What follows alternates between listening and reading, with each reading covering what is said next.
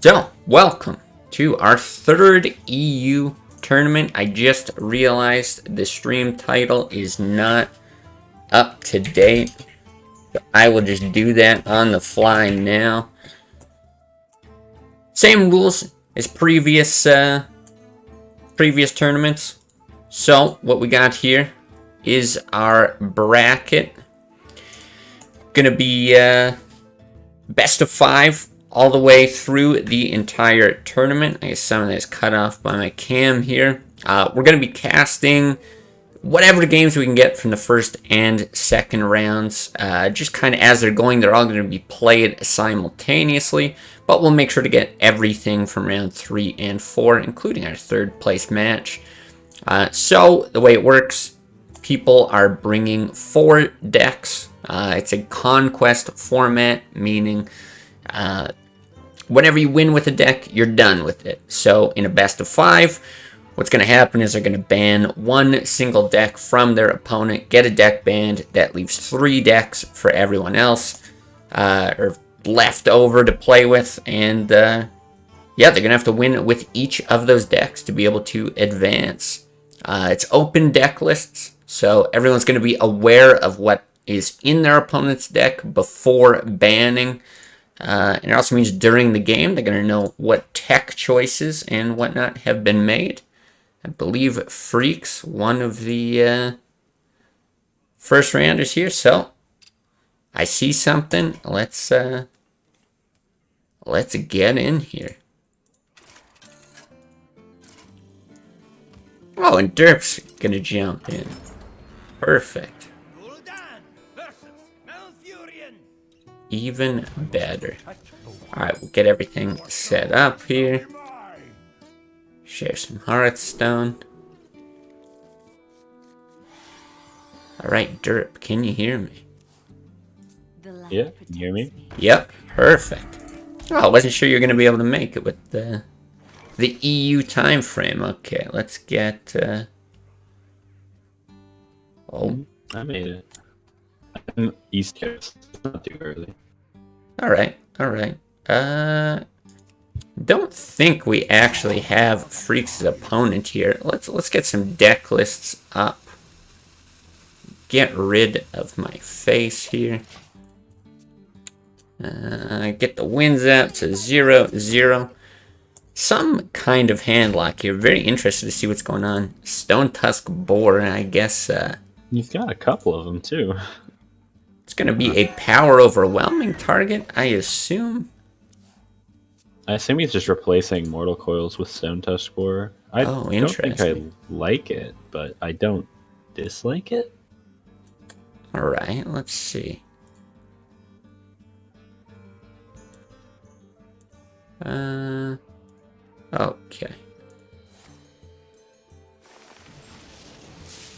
Well, this deck list will be thrown up in just a second. Alright. There we go. I might still have to do some more tweaking here. Yeah, it looks like you're right. Just a replacement for Mortal Coil. Yeah, it is another power overwhelming target. You could theoretically combo with it. I don't think I like it over Mortal Coil, but I like the idea. For whatever that's worth. We'll see how it turns out.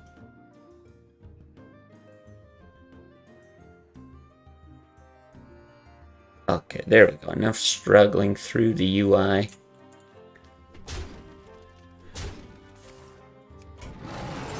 Yeah, I guess I will, just for the audience here. Oh, here we go. I'm just so blind. I thought I had everyone added.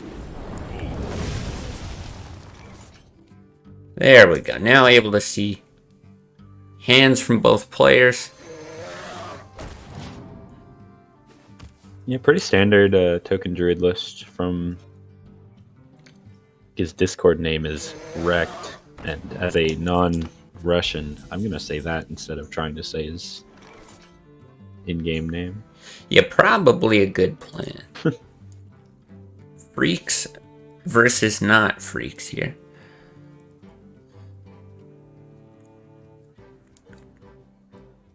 Yeah, a lot of times in this this matchup, I find right that BGH is just that's what swings things to one side or the other. But the way that this opened was pretty quick. Like that Mountain Giant not getting out as early as you'd like to capitalize on the fact that there's no BGH.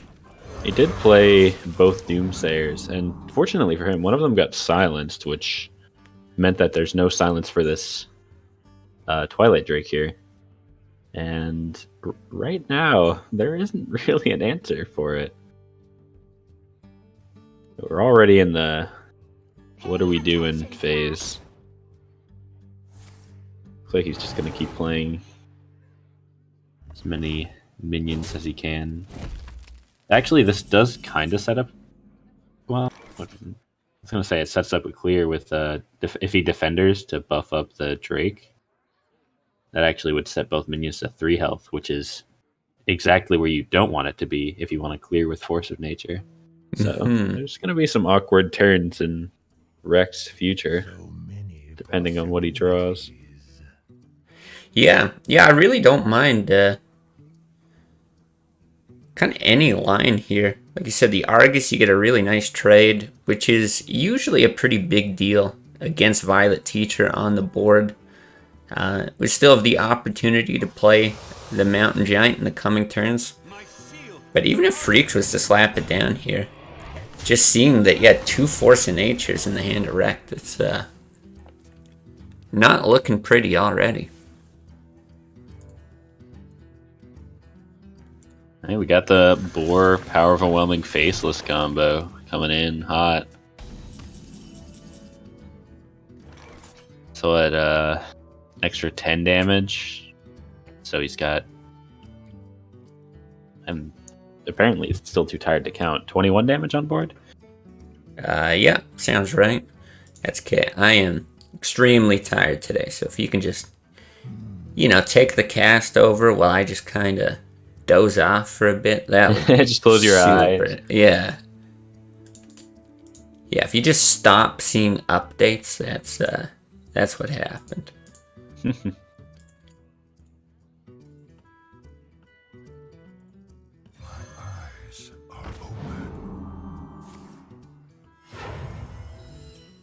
think I like this faceless play. I also like the decision to just commit face, because you're playing against Druid. They don't really have a way to answer a board this size.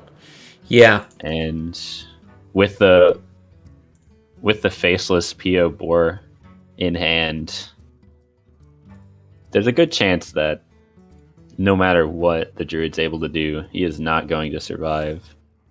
Honestly, I think you Force of Nature Power of the Wild, yeah. This cleans up as much as you can get. Yeah, it's the best you can do. Yeah, it does not keep him alive, though, actually. Stone Tusk Boar. There it is. Nice. Definitely didn't think this is what we were going to be seeing in Game 1, but hey, love seeing different stuff like this. Yeah, I mean, the theory was there and worked out. Yeah, very interesting. Okay, well, that's going to put the Handlock deck from Freaks away. Single victory means going to have to win with the other 2. Now, let's see if I can get the bans up here. So it looks like Freaks had banned Rek's Warrior, and Rek banned Freaks' Hunter. Very interesting. Actually, some unusual bans.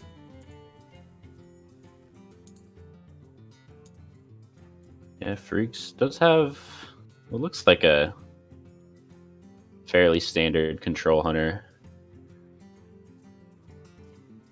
I know he's a big fan of Doomsayer in general. So, not too surprising. Yeah, looking at his list, Doomsayer, double Doomsayer in 3 of them. Alright, Rogue versus Mage. Let the games begin. Watch your back. I guess by cutting late game, I more specifically mean cutting like the weapon synergy with Captain Greenskin and the big weapon, Gladiator's Longbow. Which I guess a lot of people are experimenting with cutting in the Trap Hunter list.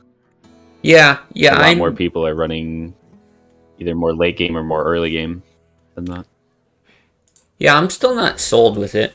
See if anyone else is brought it to the tournament. Yeah, it seems some people love it, some people hate it, but yeah, for now, it looks like we're just going to be dealing with well, pretty close to what Backspace Rogue is. I think Backspace slightly different. You maybe see a fairy dragon instead of one of those ringleaders. But everything else looking about the same. In Versus, boy, I'm not even sure what you quite call this mage. It's aggressive, it's got burn, but it's got some board control elements. Polymorph and all the way up to Pyro at the high end. It sort of reminds me of somebody at one point had given me Kungin's mage. If anyone remembers Kungin from, I think he played WoW and way back the early Hearthstone days. And the idea of that was, you know, Freeze Mage is supposed to get Alexstrasza down, set your opponent to 15 health, and then deal damage from there, whereas the idea of this is to deal damage with things like Leper Gnome and Mana Worm. That's kind of your first 15 points of damage, and then finish them off with spells. I can't quite remember what the list looks like, but it's sort of vaguely similar to this. I think those are just kind of call this Burn Mage. Rec needs to make his play soon. I was going to say this Arcane Missile is going to be good, but depends on where it lands, I guess. Pretty solid. You'll take that.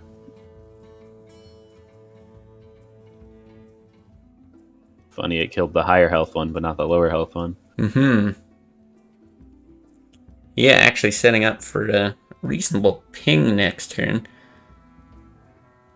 Kind of interesting seeing these two aggressive lists go at it. You know, looking at what's in the hand of Rekt. If we're going to see an Eviscerate against that Sorcerer's Apprentice, there just might not be threats coming the way of Freaks.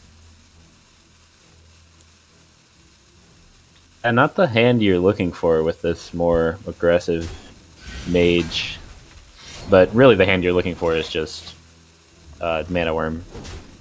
Turns out mage with Mana Worm and mage without Mana Worm is quite different, actually. Yeah. In how it plays out the early game. Wow, now, I like this crossbolt, actually. I really like this. The reduction on mana, allowing you to still ping the 2-1. This is huge. You still get the South Sea Deckhand synergy if that's what you're looking for, but yeah, not being able to swing with the weapon is, well, it's not ideal.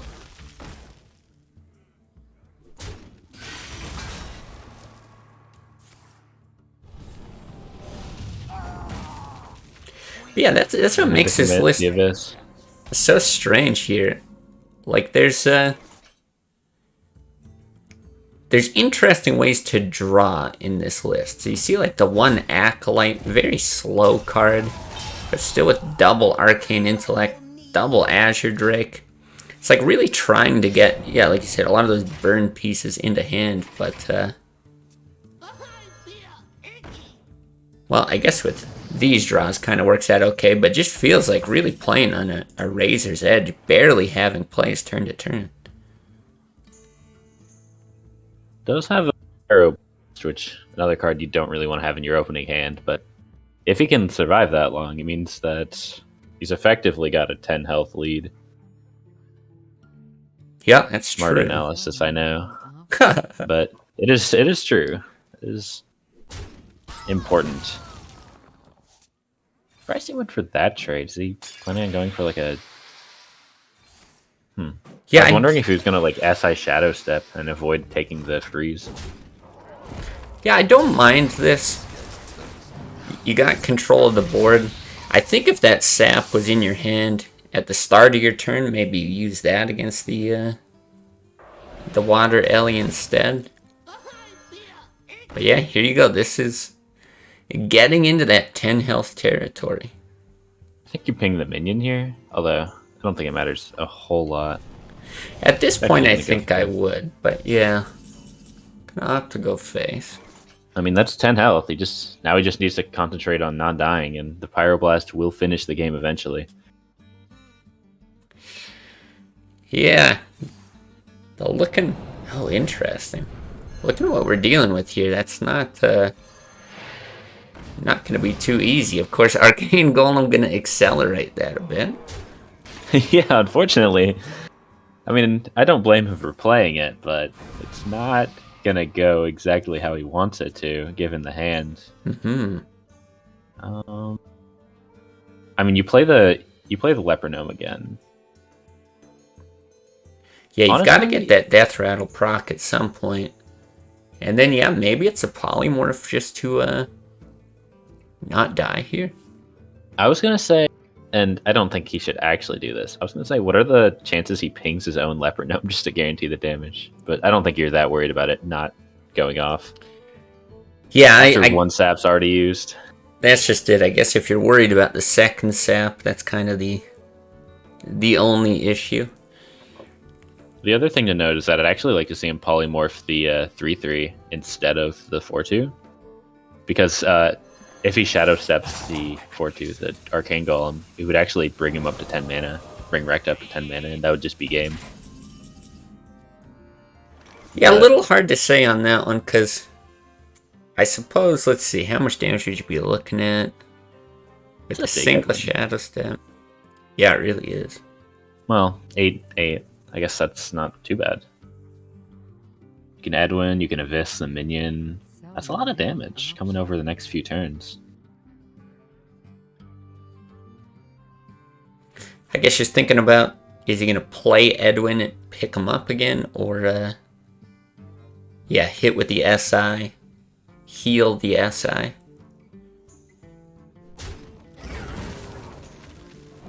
I think this is actually fine. Gonna Shadow Step that. That makes sense. This guy's toast. Get all the damage you can. I think you swing with the weapon as well. Yeah, don't want to get frozen again. It looks like... Wow. Oh, never mind. That is... draw of a lifetime right there. That is a massive draw, yeah. So avoiding death for the moment. Now, a sap on that Leper Gnome. Yeah, sap is basically all that. Oh my god. Game is silly. And you have to know, Pyroblast is really the only out here. Been sitting on it all game. Wow. You know what? Should have pinged that Leper Gnome. Yeah, I guess so. I'm surprised he didn't play it last turn though, but this thing is so silly. I didn't now like now I think you do it. Now I think you ping your own Leper Gnome. You don't know what he's gonna pull out. I don't think it matters. I don't think there's anything that could prevent that Leper Gnome from going off, but Alright. There's also no heals, so yeah. I mean, you just gotta do it in spirit. Like, it doesn't matter. Both saps are gone, but after it gets sapped twice, you gotta handle it yourself. Send a message, yeah. So many options. Boy. Well, that is gonna be gamed. That is the Two game. freeze effects in a row. Yeah. Drawn off the top. Crazy swings back and forth there. Yeah, this is always such a sad position to be in. You know you're likely dead, but it feels like you should win in this position, right? You feel like you're ahead if you're freaks here.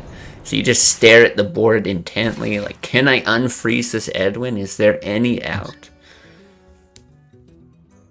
Well, fortunately, there's not. Even gonna attack into a minion, get the death rattle. Never mind. You could've. You thought about it. Yeah, I was actually wondering how he was going to opt to win there, but okay. Yeah, no Ties wrong it up. attack. They all do the same thing. The 1-1, the mage, done for the series.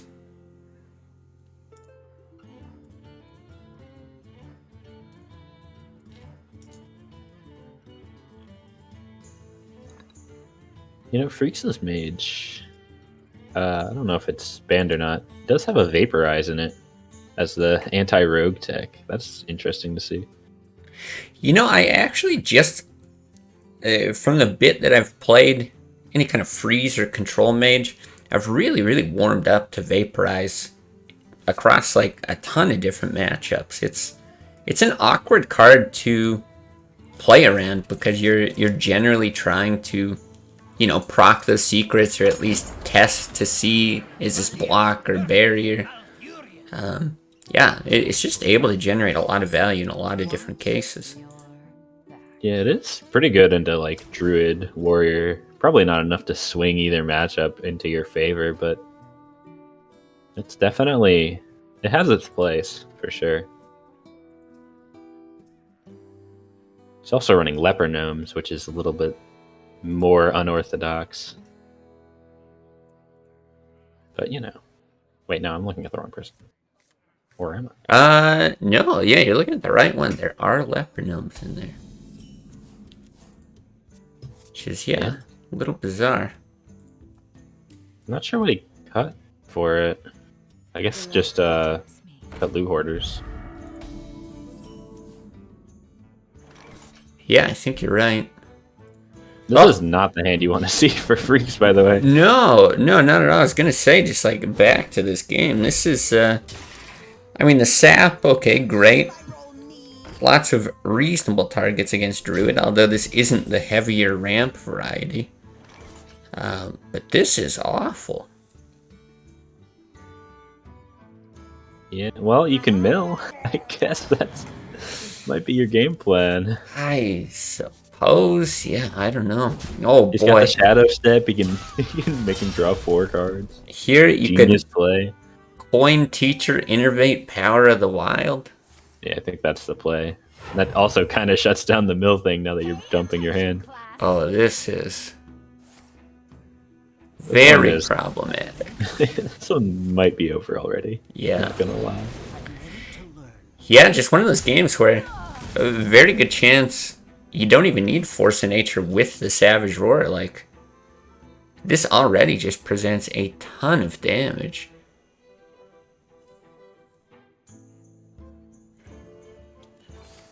Well, the sap is gonna help.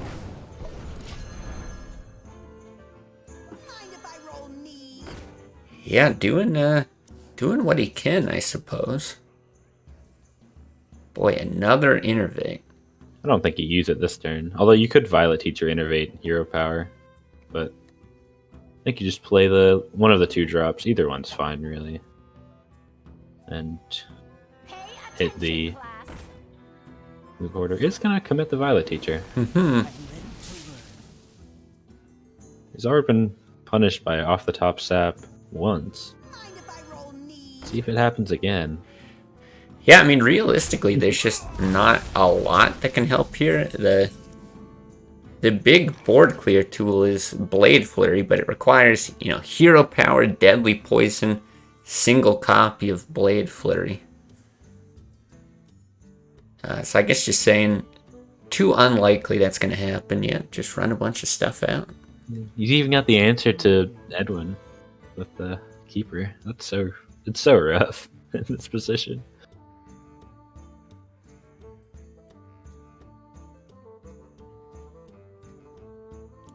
I think that's probably the play, though. Just play double 1-drop Edwin. Hope there's no silence. Which Yeah. is. Yeah, I I think kind of that's feel what like I would do. I feel like, yeah, you have to take a risk. Something has to swing things back in your favor to have any sort of shot. Because there is a reasonable amount of damage from those golems, the Shadow Step, the Eviscerate. But you gotta get something on the board to start pushing damage. I don't hate this play either. But, yeah, like you said, you really just need to get You need to get a board presence at some point. Yeah, I feel like this is maybe just a bit too defensive. It's sort of the playing to not lose, but I just don't see how this develops into a winning line. I think I like, and this is the weirdest use of Keeper ever. You just Keeper to pop the Divine Shield and play your own Argent Squire and just get a big board. Looks like he's already starting to push damage. And I mean, you have the read. It doesn't seem to be a Blade Flurry, so... Yeah, might as well take advantage of the board while you have it. I mean, you get 2 extra draws there if you were to draw Blade Flurry and clear the board. And that likely means drawing 4 chances into 8. to draw Blade Flurry here. He has to. There's no other out to this board.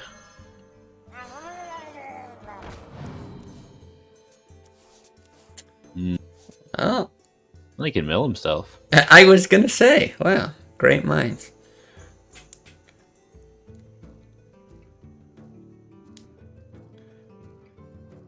I'm just a bad influence on you. You figured out all the BM loss plays. Right. Well, here, I guess, just gonna... Didn't quite work out, but at this point, trying to mitigate as much damage as possible. Hoping that somehow... Alive. Yeah, giving your opponent 4 cards didn't give them lethal. Oh, well, that doesn't. With the spell damage.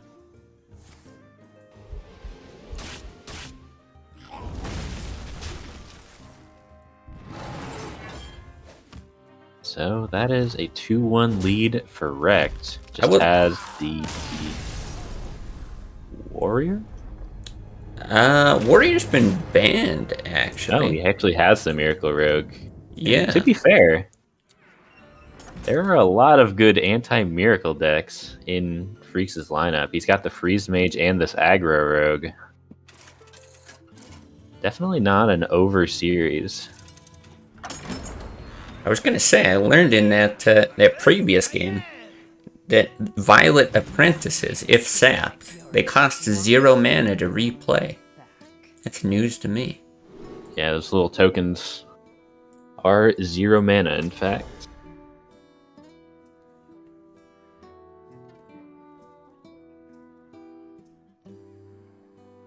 Alright, so Rogue v Rogue. Now, I don't know what the actual win rates in this matchup are. This basically backspace aggro rogue versus Miracle Rogue. But I do know that, generally speaking, aggro decks perform pretty well into Miracle Rogue. Just because they're able to kill them before they're able to get any kind of Leroy combo off. Yeah, it is up to the Miracle Rogue to have the answers for an explosive opening that Freaks does have this time. He's got the hand you want as the aggressor. Yeah, actually. Which 1-drop he chooses. He's got a lot of options. I don't think you coin out one, but it's not the worst play. No. Well, and a good point, just having that coin. Oh. Okay, very surprised to see this as the line. I would have gone for the Argent Squire over the deckhand, but that's okay. Yeah, kind of interesting. I guess thinking this early, you know, he's forced to hero power hit one unless he's got a backstab or wants to invest the prep fan, something like that. I mean, it's 8 damage that he's going to take from that turn 1 play. It's a good start. Yeah, looking that way. I don't like how this develops, though. I feel like a coin SI on this turn would have also been really strong. He's actually not going to develop the Argent Squire because of mana inefficiency. That's a little bit rough. I think you just play the Blood Mage and take the 4 damage here. It feels bad, but you need the cards. This hand is not going to cut it. Yeah, no, I think you're right. can't quite get milled. You can go up to 9 cards in hand with the Cold Light.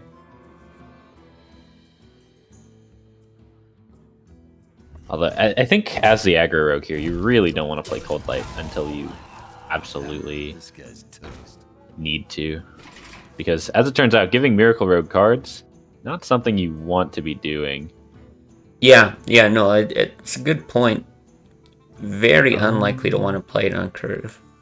I think this is just a prep to combo Eviscerate.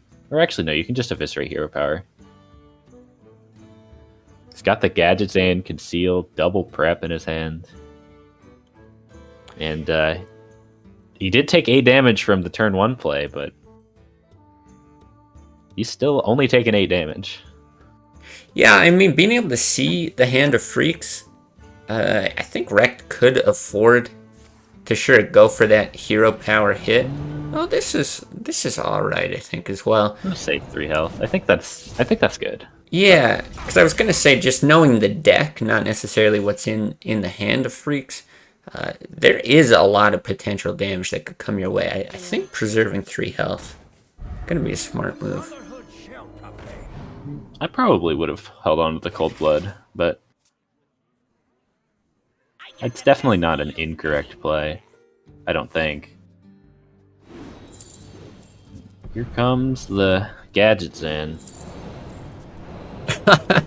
You could double prep Conceal just to really rub it in.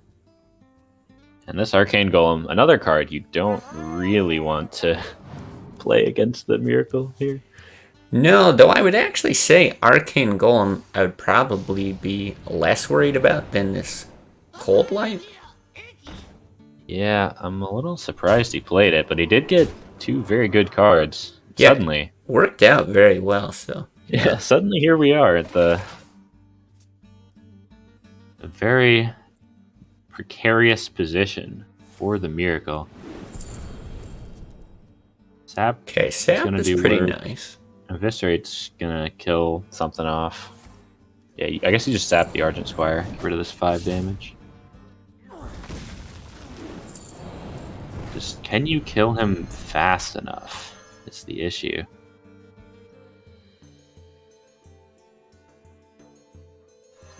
This guy's Oh wow. That's a very passive line.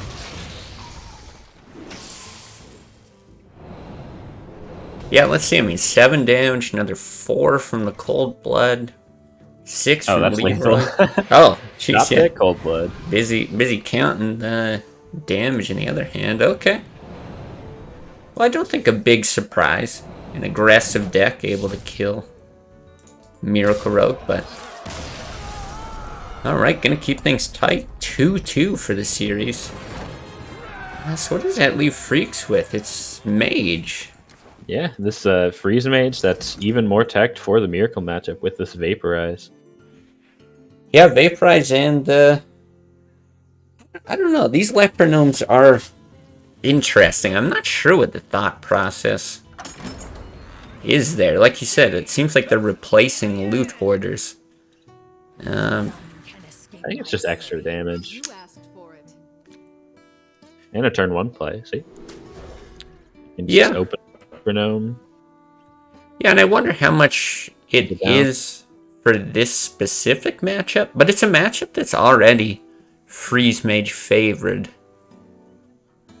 I'm just trying to think when the extra damage from Leprognom, like in what matchups is it more beneficial than draw? Because a lot of times you're going to Alex them down to 15 anyway. So that initial, if you're getting an extra 2 damage on turn 1, it might be wasted damage. But I'm sure there is something very purposeful about the Leprognom. I'm not sure I know what it is.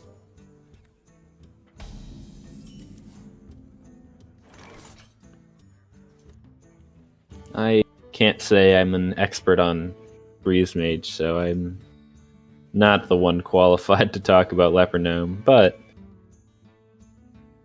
if it works, as they say. I mean, we saw the Stone Tusk Boar work out. Yeah. Interesting. I actually didn't play it, though. Yeah. You want to get the damage, right? I feel like this means we're going to see Leperno mirror image next turn, and Freaks is just worried about getting rid of the coin there. Because Leperno behind a taunt wall can be pretty annoying for Rogue to deal with. I suppose. Well, I guess there it is. There's the play. Just wanted to keep it alive. That he will do.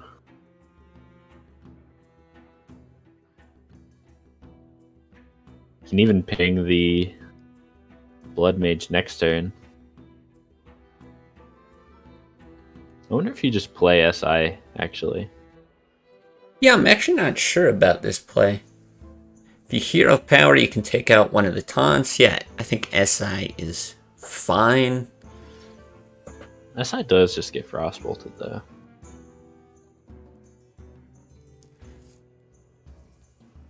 I mean, I gotta think even Sap is potentially a play. This guy's I don't love it, but Yeah, I don't think I want to use Sap. But I guess there aren't a lot of Sap targets in Freeze Mage. no. Well, now I'm just looking at it again. Also, no Antonitis, so I guess the Vaporize basically replacing Antonitis. Yeah. There we go. A better Sap target, I'll say. Yep. Surprised he actually opted to keep the Blood Mage alive and took the extra 2 damage, but Yeah, I guess he's already got Gadgets and Conceal in hand.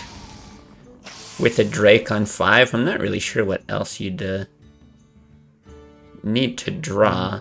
But yeah, I'm curious now. Hitting that gnome. Does that damage come into play? I think it's really easy late in the game to just look at like the last few plays, see what wins it for you, but I'm going to try to keep that in mind. yeah, he doesn't want to play the Doomsayer because he wants to save it for next turn when the Gadget Stand is likely to come out. Whereas if he used it now, it would just basically be doing the Rogue a favor. It would keep the board fairly clear for the turn that he does want to use Gadgets and Conceal. Right. I got the best deals anywhere. I do like the play of just throwing one out. Yeah, it's kind of interesting. Demands being dealt with. Unfortunately, he doesn't really have the hand to really capitalize on it. Has the Conceal, but you don't want to be opening with Conceal. But yeah, it does force a response.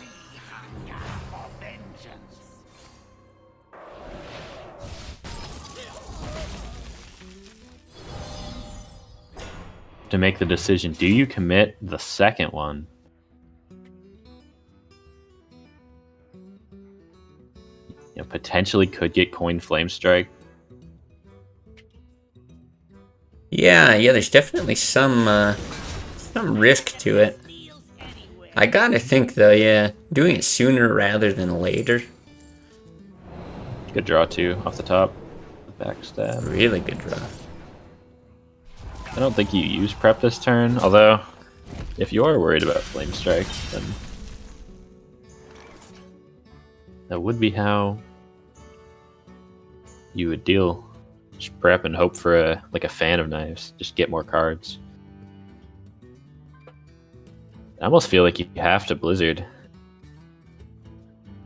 I mean, Either Blizzard or Doomsayer. Yeah, Frost Nova Doomsayer I think is okay as well, especially considering one sap is down. Yeah, maybe that's better actually. How many cards in the deck? 19 cards left for the rogue, so yeah.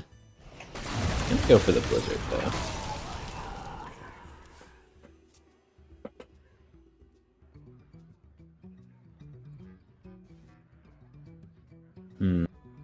Still a pretty awkward hand. Not quite what you want while you have Gadget Stand on board. That is why a lot of people actually cut the Azure Drakes. This guy wrecked. He is running double Drake, but they can sometimes be a little bit clunky. Yeah, I could see that. It's nice on 5, if you're still looking for one of the gadget concealed pieces, but yeah, for sure later in the game, not the strongest plays all the time. Boy. Yeah. I think you just conceal. I think that's fine. Yeah, I guess he's thinking about the cold blood, but yeah, I gotta agree. I think just conceal and pass. There's that vaporize.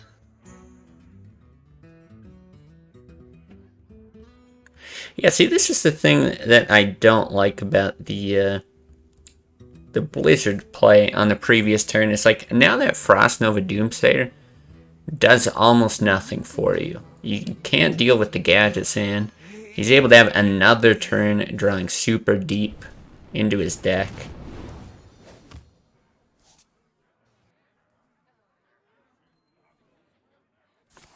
Yeah, he's gonna coin out the vaporize. I like this. And I think you actually do just pop this with the gadgets in. I think you're okay with that. It's just, what else do you do? Has he studied the footage? Does he know that this is potentially a vaporize?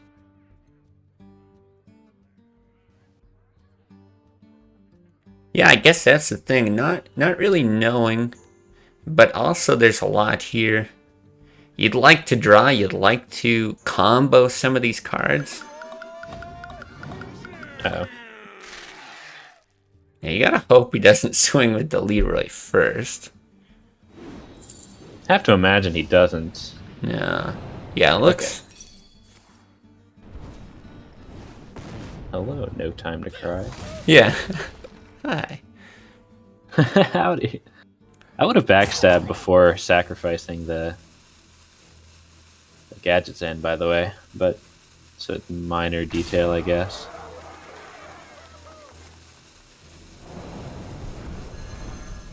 I guess you just SI the Alright, when that works too. I'm not sure what No Time to Cry is getting at. I don't even know what to say in response. I say. I got nothing.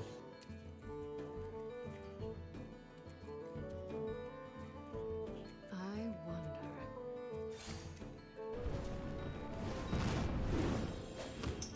That's a lot of burn damage. Yeah, it is. Let's see. It's just, he doesn't really have the time to use it. No ice block is rough. Yeah, I think you throw down the barrier and Frost Nova. Yeah, it feels bad, but... Now, is it... How much damage?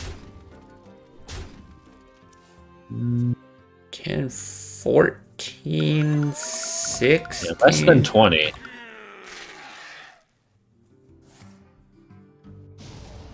Let's see, I guess we... Fan clears up the tokens. Yeah, so let's see the fan.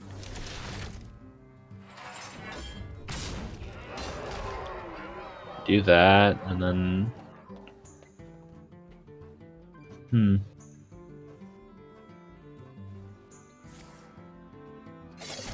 Just eviscerate face? Or SI face? I think I would have liked the eviscerate, because I don't like committing too many minions on the board.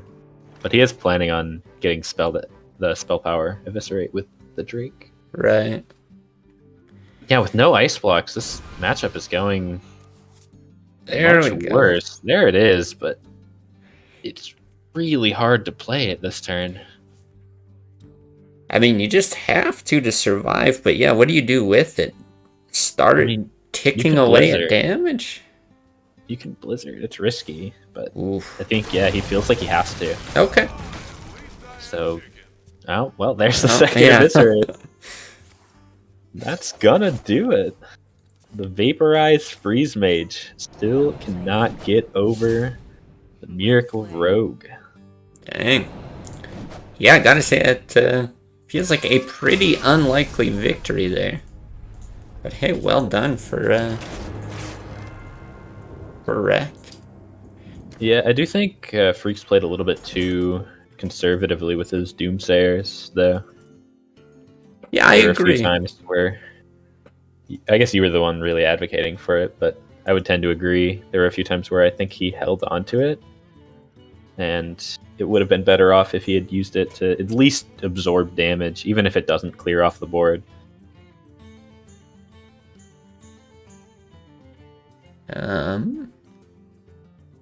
Trying to see what other matches we got going. That was the last See round one HD. match. Oh, is this just way far behind or something? Of course, this is not working.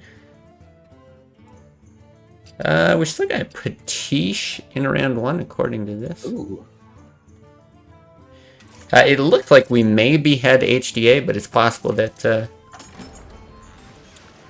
course, website not updating now. Be possible it was just a little bit behind there. Right, Yeah, it seems like it doesn't update live very well. I also get it just gives me the oops, looks like something is wrong message constantly.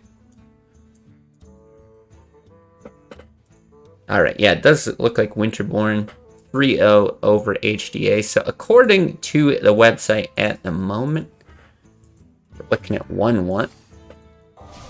I'll assume that that's correct. Let's see if I can't get the deck lists up here.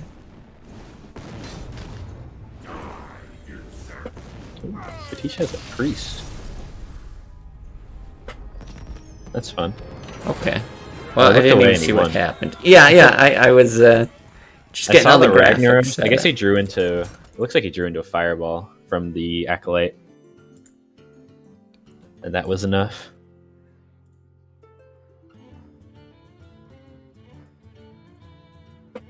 It's got this control mage, I guess, which he just won with.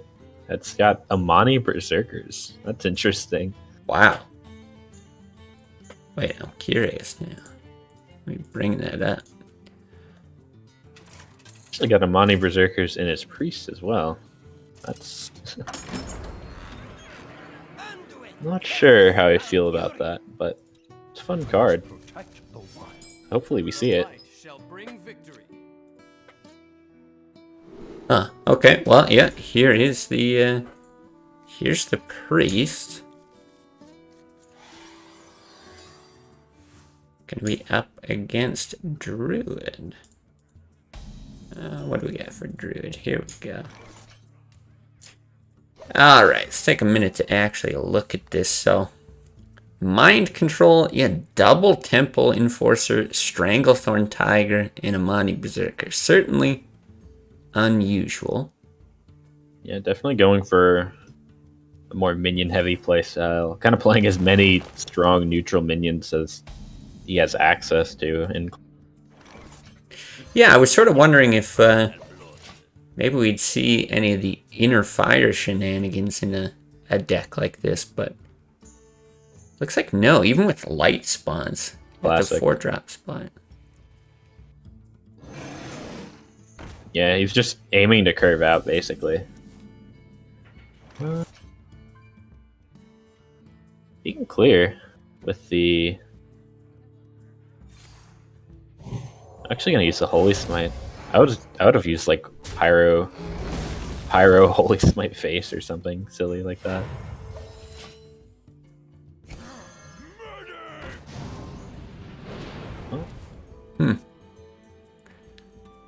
Like Sponge worthy. Gonna commit. Think about committing the Ancient of War. He's worried about Shadow or Death. Worried about Shadow or Death, and then if he plays out the Drake, Potish is just able to heal up this Blade Master, get an efficient trade. It feels bad, but he kind of has to make this play. Just have to hope there's no Shadow or Death. Yeah, and I mean, Potish is only running one. This is a very appropriate risk to take early. Yeah, I would agree. Well, with no Shadow or Death, now you're in a pretty bad spot, actually, as Potish. You got this big dude on the board and no way to get rid of it. And that Wrath could not have come at a better time. No kidding. I actually think you probably Wrath the Berserker or the Pyro instead of the 4/3, the Blade Master, just because you're worried about any spell turning the Berserker into a 5 damage over the 4 damage. Yeah, I don't know. I was Master. sort of thinking through, if you Wrath the Blade Master, do you just hit with your taunt? You're basically at risk of Shadow or Death each turn. Yeah, I actually do like the Wrath the 4/3 hit into the 2/3 while it's still a 2/3. Yeah, I think this. Oh, That works last too. second change. Well, that Black Knight's gonna be big in a turn.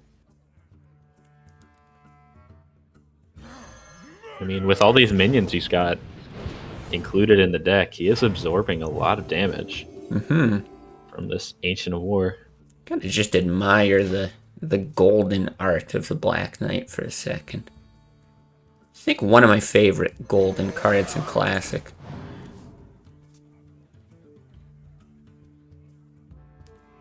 So yeah, same thing here. Now you know both Death and the Black Knight. Potential counters to this board. Yeah, I think you're okay just committing to face. It's like this Black Knight, as good as it is, it's only technically doing 3 damage. He's not even gonna play it. He's gonna play the Karen.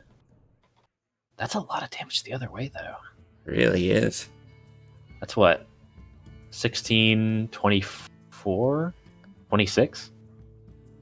I wonder if you just go for it. Just push 26 damage. You've got the Force of Nature next turn. I think you send everything face. Yeah, why not? How's Potish gonna stabilize?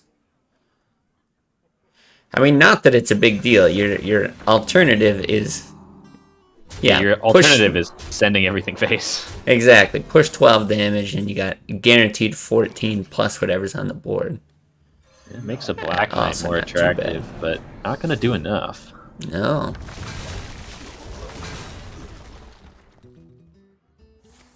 Don't even need the Force, I think. Well, Any of those cards would have comboed with Savage Roar and been lethal, actually. that's pretty funny.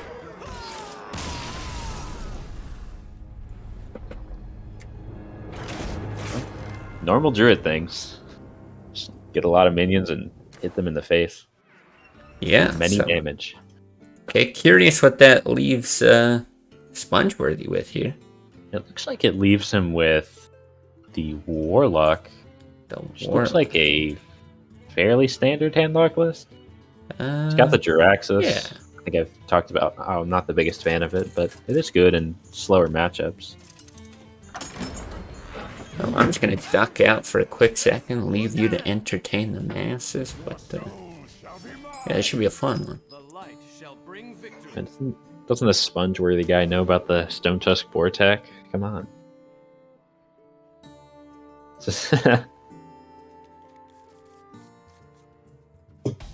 The only way to play handlock, clearly. It won once. Molten Giant, definitely not what you want to see against a priest, but It's time for a little blood. I think as the handlock, you kind of do want to see priest. I don't think you're too sad to ever play against this deck. Now he's actually got a decision, and it looks like he's thinking about it. Does he just want to commit the Hellfire? He doesn't have a giant in hand, so he would still get to play the Twilight Drake next turn. But it is still a sizable commitment.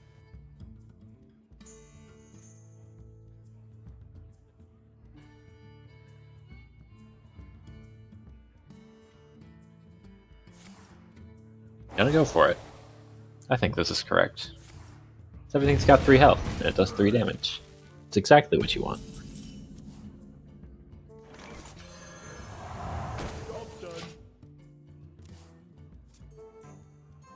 He's just playing very fast.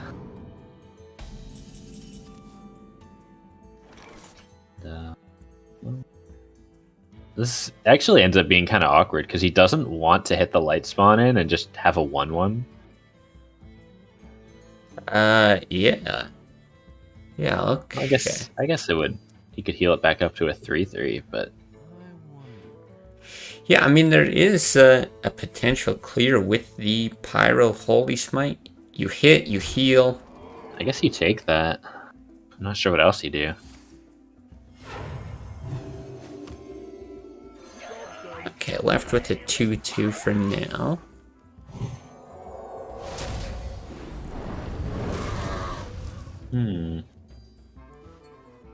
What do you do as sponge worthy?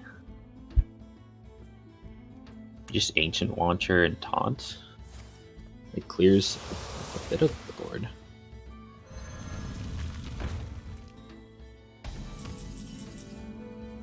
I guess just not that worried about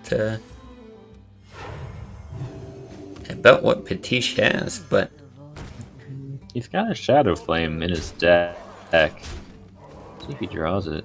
He's already getting kind of low. I was about to say, I mean, sure, we've got the Molten Giant at least. If He could play Molten Giant if he wants. no, just gonna go with the Drake. It looks like. I do think I like this. Drake, Taunt, probably just Soulfire, the 4/4. It all plays around Shadow or Death. Well, yeah, that's a good point. Anything with 4 attack. Kind of the Surprised he dream can here. commit this Soulfire. This Farseer can be used offensively. Hopefully he remembers that he can't use it to heal his own minions. It would be disastrous.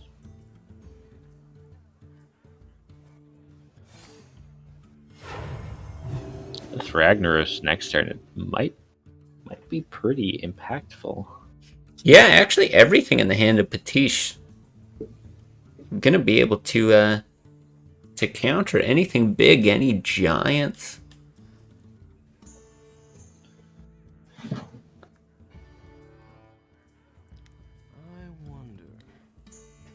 I mean, I gotta think, yeah, you take out the Drake, and I'm guessing the indecision is on whether or not to trade into the Watcher, but... I'm kind of surprised he didn't. Yeah, I am too. To be honest.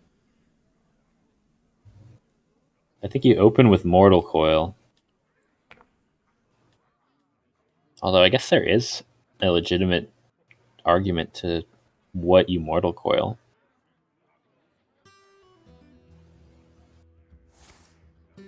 If you want to do a trade first. There's the Shadow Flame. Yeah, not gonna be useful this turn.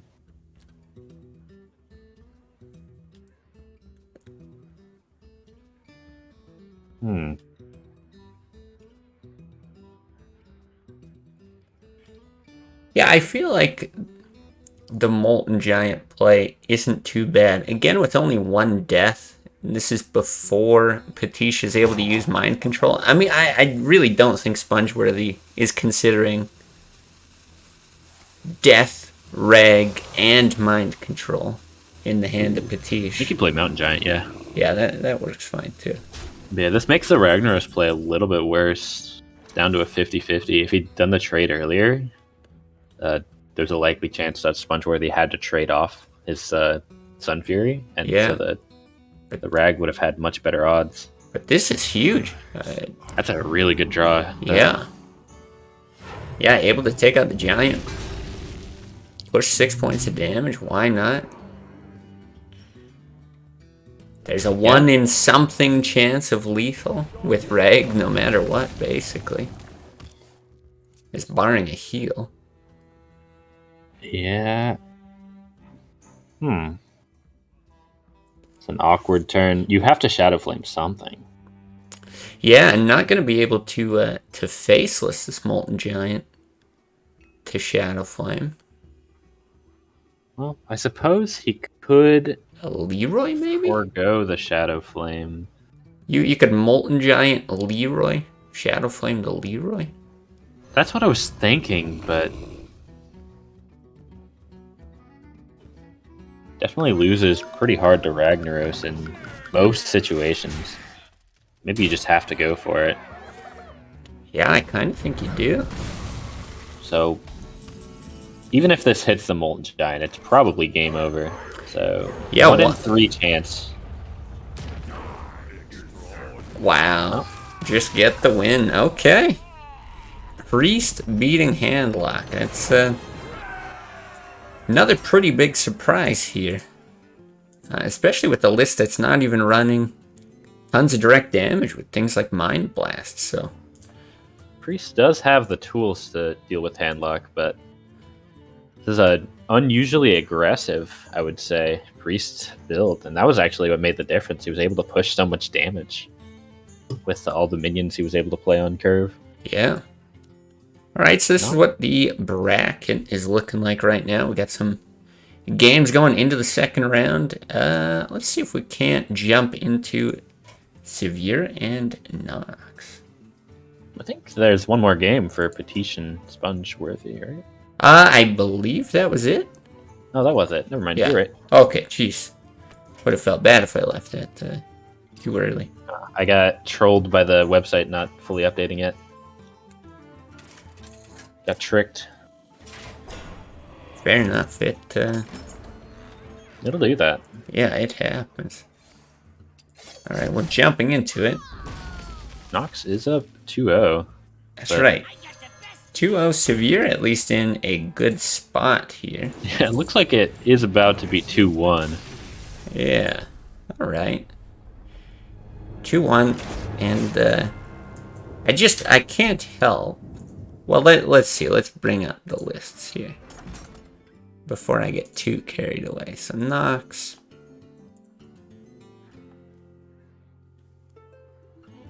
And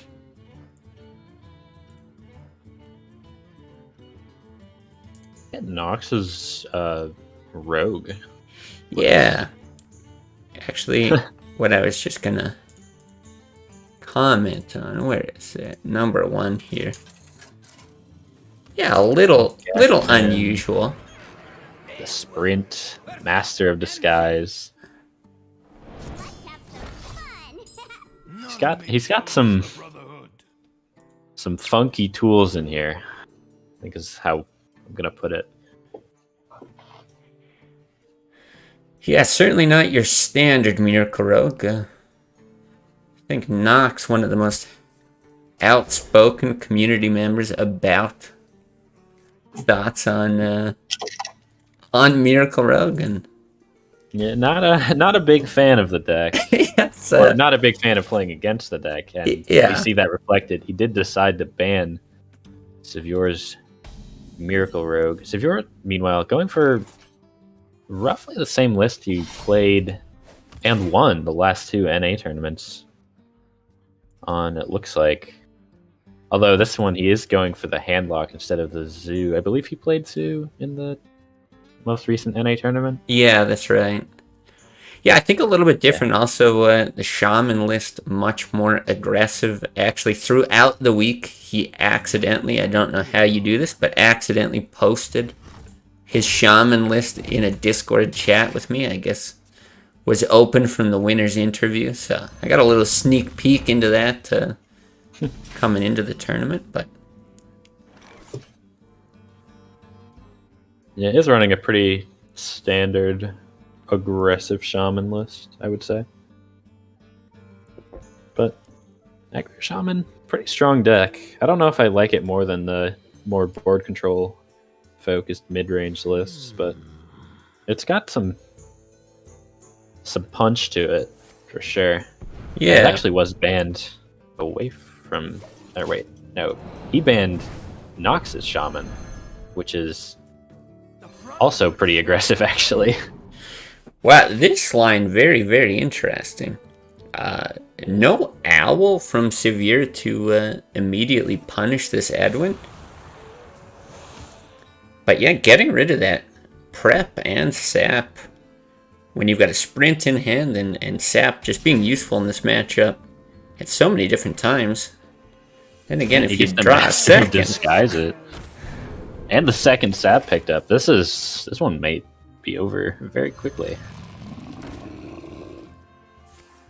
Oh, and he's gonna commit the Sun Fury. This is Shields up.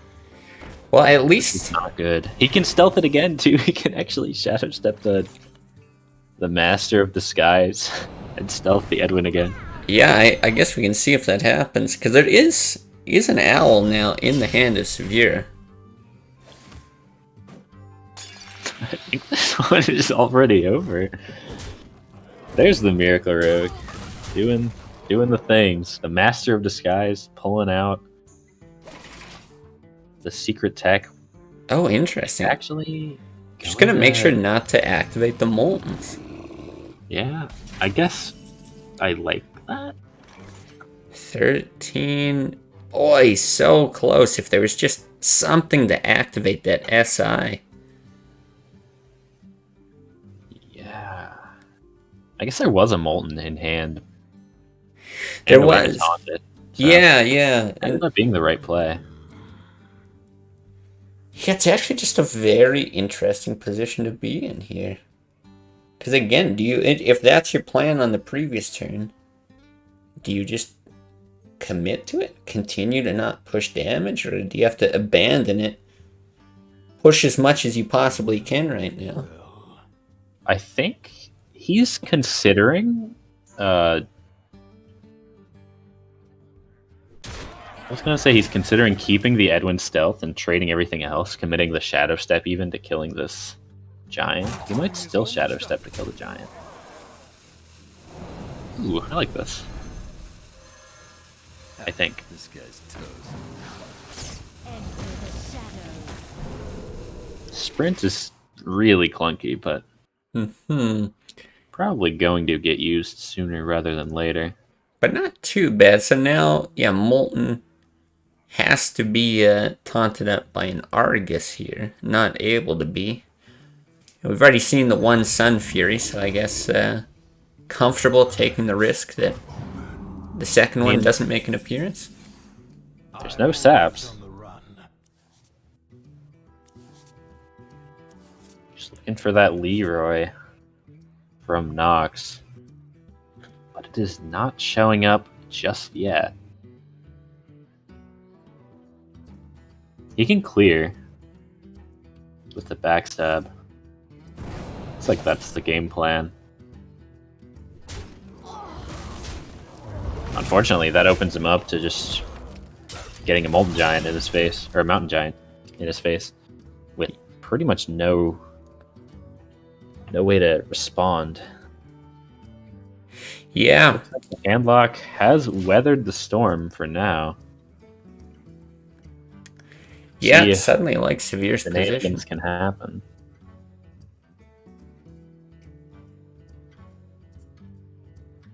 You can play Mountain Giant, Ancient Watcher. Next turn you can taunt them up. There's no saps. His only worry is dying to Leroy, and you know that's not... Even if he draws Leroy, if Knox draws Leroy, that's not going to happen this turn. Conceal could be useful. Yeah, it's an opportunity to make that questing. Questing, SI, Conceal? Is that good enough? You could even like Shadow Step the SI, but that's probably not good enough. West.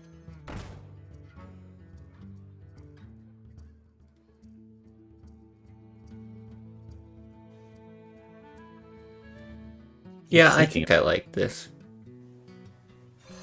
This guy's toast. Calculating in advance, seeing where exactly he wants to throw this SI. When the taunt inevitably arrives. Yeah, because at this point you pretty much have to know that it's coming. And here, if we see the silence, it might even be a second Ancient Watcher and just the two Watchers get taunted. Oh, interesting. No, he wants to push damage. Push as much as possible, okay. Well, I mean, he does have another Argus in hand, so it's not like that Watcher's going to waste anytime soon. Can he worm his way out of this one? I mean, looking My the list initial up and thoughts down, are I don't no. see it. That's not going to do it.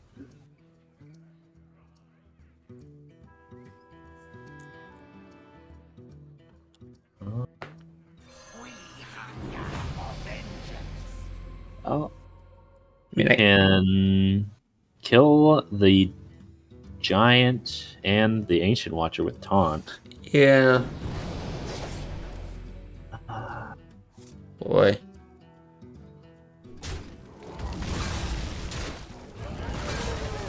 Keeps him alive, but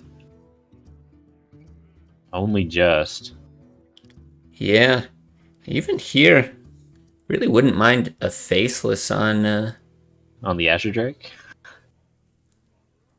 Yeah, and What I'm then thinking just is, Argus, get 2 more things beefed up, and yeah, I guess you do want to taunt. I was actually thinking like faceless the Azure Drake, and then you can Mortal Coil the Drake to kill it.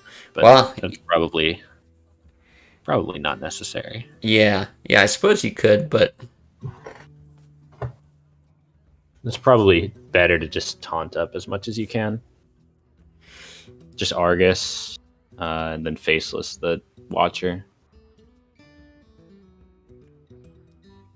Play around any possible out the rogue could have. There aren't a lot. It's just Leroy oh, interesting. into shenanigans.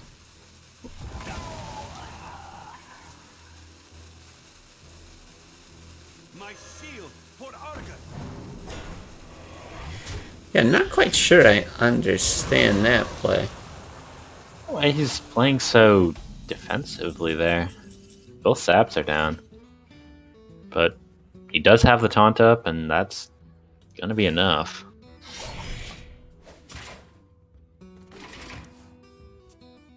He can just build up 2 more taunts, I guess. Yeah, it looks like Oh, it's not really gonna matter. It's just kind of a slow death here. Now you can backstab your own Leroy. Oh, that's smart, yeah. Alright. Knox isn't a BMer. He's once he knows the game is done, he'll just move on to the next. Yeah, certainly one of the fastest players I think we've seen throughout these tournaments. Seems to know his play very quickly, and I guess concede is always a play as well. But yeah, Severe tying it up. I mention this in pretty much every tournament, but I think a lot of times it feels really bad to go down 2-0.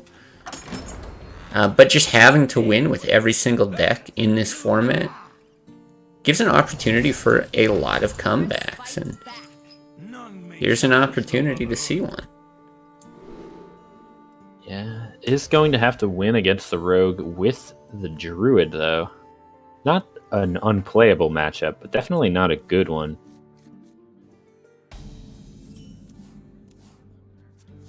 We'll see what he's able to do. He has the Wild Growth in hand. That's a start. There's another card Knox has been vocal about not being a fan of. What are your thoughts on Wild Growth in these token decks? I've always felt like I don't play these lists a lot. It always feels like, yeah, Innervate is still great, but Wild Growth is maybe a bit clunky. That's basically my thoughts. Just I don't think it's good enough in token because I think you just want as many strong early game minions to play as you can, you know, with your Argent Squires, your Loot Hoarders. And, I think Wild Growth just you end up wasting a turn that you really want to use developing a minion. Yeah, that's kind of how I feel most of the time. And well, the previous token druid we saw wasn't running Wild Growth. This one is running it. Still, I mean, admittedly a very strong card, and it does work with Violet Teacher at times. But now, pretty big decision to make. Do you just Druid plop of the down Claw and Taunt, Innervate Wild Growth? Or not Wild Growth, Power of the Wild? Yeah, I think so. Looks like he's got the same idea, but a little bit Oh, and gonna Or- coin as well. aggressive. I mean, I do guess, like this. yeah, coin's basically just a 0 mana 2/2. Good enough for now. Does he get the spell damage for this Fan of Knives? No, he does not. Well, this is a precarious position. He's got a Blade Flurry, right? I actually have to double check because this list is so strange. Yeah, single copy of Blade Flurry. All right, that's pretty normal. Yeah. Well, and even if he uses this, yeah, like Shiv and Fan to clear, it's gonna beef up the questing enough to take out the Violet Teacher. Oh, it's gonna make it even more efficient. Well, this is a scary board. For sure. Does Yeah, the with no silence. come out?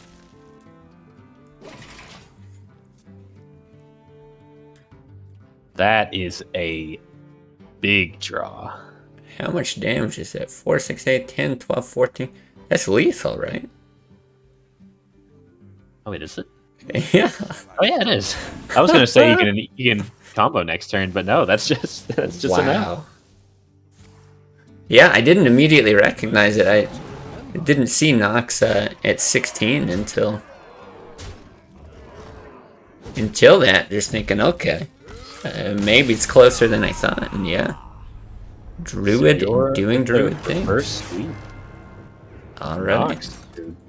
I do think, for as much as I'm kind of poking fun at Knox for how outspoken he is, like you said, he is very good. Almost always in contention for rank 1 on the EU ladder. Oh, he says it looks like a scam. Okay. So, I mean, true to our word. Yeah. Little outspoken, but I agree. Very talented player. And I will say, as much as I love taking jabs as well, I do like seeing the creativity from his decks each tournament, because boy, does he bring some interesting stuff. Yeah, we did miss it, but he won with the Worgen Warrior. Worgen Warrior, and let's see, looking through his list. Actually, it was a Worgen Warrior with a Warsong Commander instead of Charge, so more almost like Math Warrior variant. Interesting. As close to Math Warrior as you can get. Yeah, because he was responsible for that Fatigue Druid, that sort of mill Fatigue Druid that we saw before, and I thought that was very, very interesting list. I took it to ladder and got absolutely demolished. So, hey, I know what he's talking about. He says it looks like a scam, because, boy, he made it look a lot better in the tournament that he played it. But all right. Gonna join into this game 1-0 at the moment. I think I like the Fireball here over the Frost Nova for Satur. So you gotta start pushing damage, right? It does seem like he's in a quite poor position regardless. Let's see, I'm too invested in the UI here. Let's see if I can't get these lists up. There we go. And Satur with the mage. Okay. Okay, a Vaporize and an Ice Block down. Tons of Fireballs in hand. Interesting. Okay, so the Savage Roar able to rock the Ice Block. Now, without seeing exactly how this game is developed, because it looks like Satur is running a single copy of Ice Barrier. Not sure if it's come out yet. So it's possible that Rekt isn't sure whether or not that Savage Roar will proc the Ice Block or not. Yeah, funny enough, he's playing against another Vaporized Freeze Mage. Mm-hmm.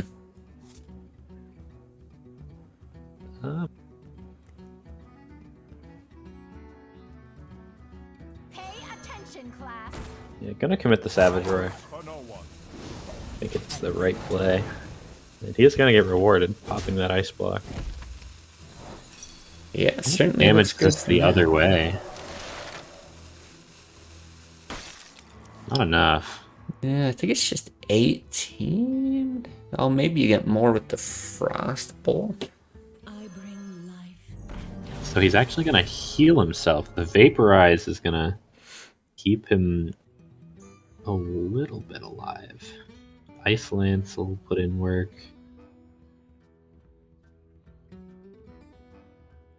I think you Ice Lance the 5/5. Oh, he's actually gonna trade. Yeah, looks like he's trading. Yeah, I was thinking he'd probably send the Antonitis face, but I mean, really unfortunate to have the BGH answer Alex here. I guess Satur just was thinking if he could get that 8 damage to face along with some spells that would potentially close things out. I think you power the wild here. He's hesitating, but I think it's correct, right? Yeah, trying to think about it, I guess most of this board's still vulnerable to Flame Strike is the concern, but yeah, how much value do you really get later out of a 3/2? I'm not sure it's a huge deal what you do here. Yeah, I would tend to agree with that. There's the Vaporize pop. Yeah, does get an extra point of damage this turn, which is not nothing. Yeah, Flame Strike will clean this up, but it's another turn that there isn't damage being done to the face. Blizzard's another option. I guess the better one. Because actually, the Loot Order lives. Exactly. Yeah. Non-trivial. Denying the draw, you can plop down the Doomsayer. Yeah, I really, really like it. Yeah, you can Frostbolt if you want to push the damage. Doomsayer puts in work.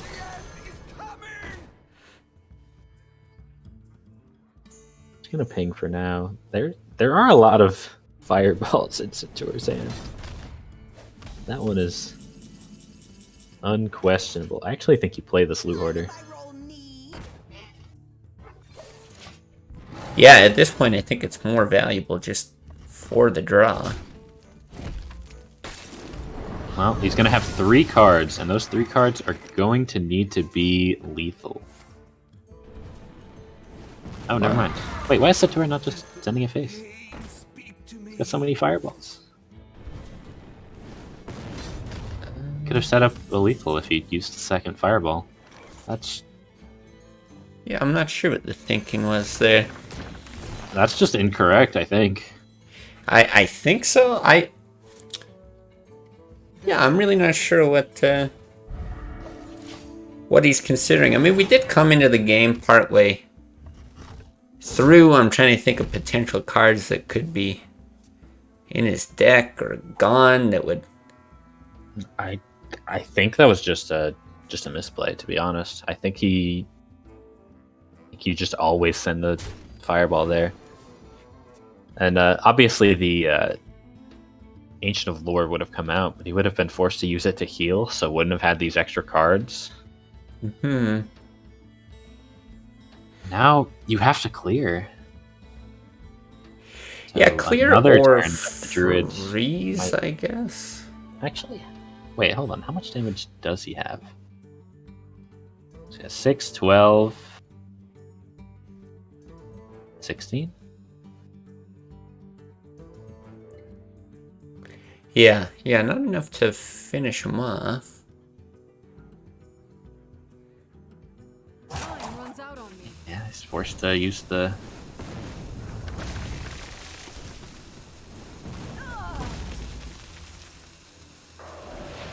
Use the spells defensively. And now the question becomes, of course, does it matter?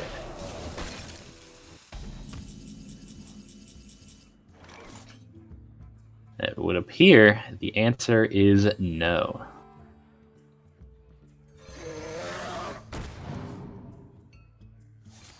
Ancient of Lore not quite Wow. able to be played. I guess it worked out. I Yeah. don't agree with Satur's play, but if it works, it works. Yeah, definitely did work. And was Satur another person here in these tournaments who I think has made a bit of a name for himself, both in the way that he's played. He's, you know, advanced quite far on a number of occasions, and he's someone who brings a lot of very interesting decks as well. Actually taking a look at what he's got, it kind of feels like one of the more standard lineups that I've seen from him, but yeah. It's got the aggro paladin, that's fun. Oh, I'm looking at the wrong one. Forget what I just said. Yeah, aggro paladin a little different. Control hunter, okay. Still got some spice in there. I like it. I think most people opting for the more control-oriented hunter, going for the crusher build with the traps, the heavy traps. But it's a more standard control hunter, as weird as that is to say. Yeah, that's actually the It's a Crosta build, right? yeah, he kind of built the initial framework for it, and boy, there's been a lot of tweaks to it. I made a number of tweaks to it. Great balance, deserves credit for the faceless tech, although looks like we're not seeing it here in this build. But yeah, Druid against Hunter. I would say probably one of the tougher matchups for Hunter, especially with the fact that this is only running a single deadly shot and a single freezing trap. Yeah. On the other hand, though, having the more mid-range tools like this high main that you see just drew definitely helps against Druid. That's an annoying card for the Druid to deal with. It's a good card, but considering Druid's running double silence, it's not always going to get the most value. And I feel like high main, it's great if you curve out nicely into it, but if you don't kind of get that initial pressure, this isn't a matchup where it's just going to outright win things for you. This is not the cleanest turn. There's a lot of options, and a lot of them are good, but none of them are great. Yeah, I really don't mind something like Coin Teacher Innervate Wrath. He's currently hovering over the Keeper.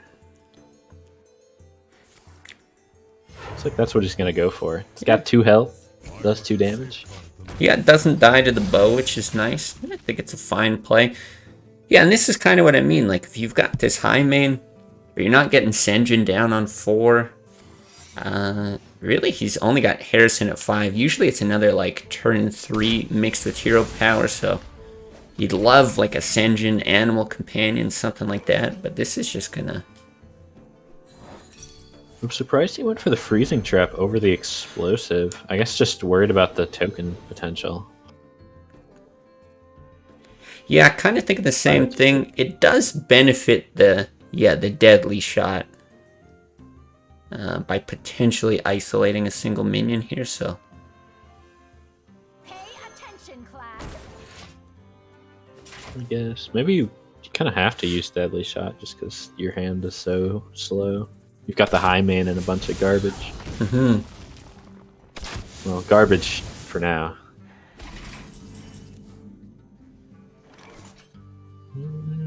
You can summon a lot of 1/1s.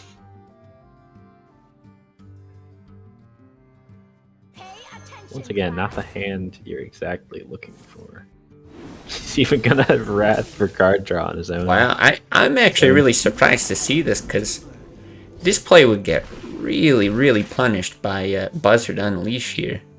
A lot of times, I mean, first of all, you get the card draw. A lot of times that's enough to get you into a Hunter's Mark, or you get into a tracking, and you can use that to draw the Hunter's Mark.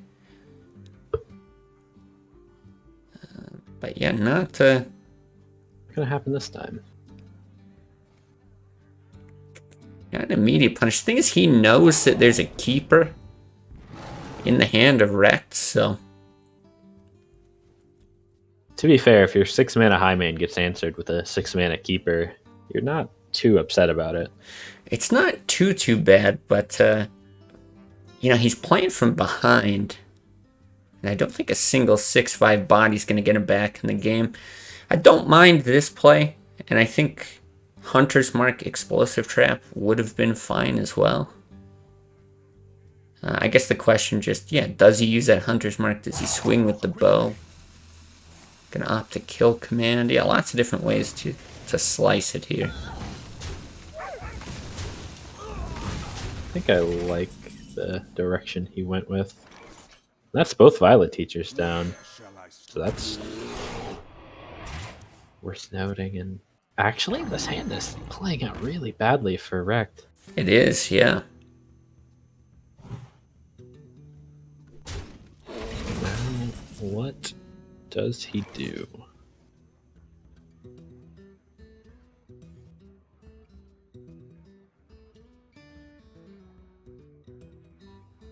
I must safeguard the Let me use the Keeper. Tazdingo! Yes! I think now is you start going. Yeah, you might as well swing at this Enemy point. hero.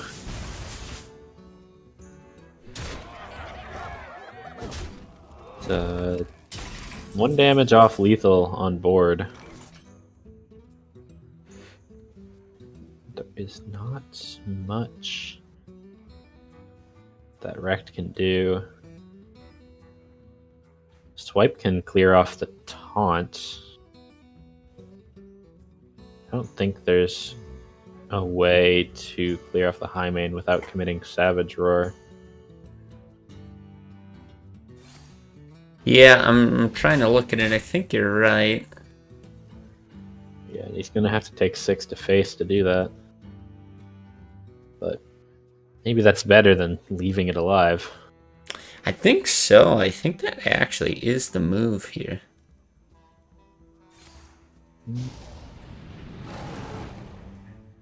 Gotta be. He's even gonna commit the Harvest Golem just to have a thing on board, it looks like.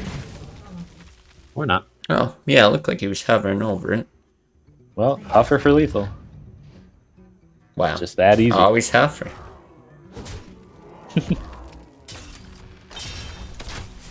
Alright, well, yeah, I would say... Always Huff.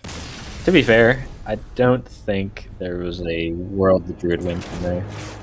it was a rough position to Well, be I guess in, like for if sure. he draws like double Ancient of Lore, gets a bunch of healing, maybe he's got away. Yeah, I think there were some outs, but no, I agree, a rough spot. And I would say, again, just another kind of surprising upset as far as matchups go. That's one that I really think is Druid favored, and I think the token variety makes it even more difficult to, because you got to aim those deadly shots and freezing traps. But no, that's a big win here for Satur. I am versus Malfurion. I must protect the wild. We have Can escape my fury. the Rogue. Wait, hold on.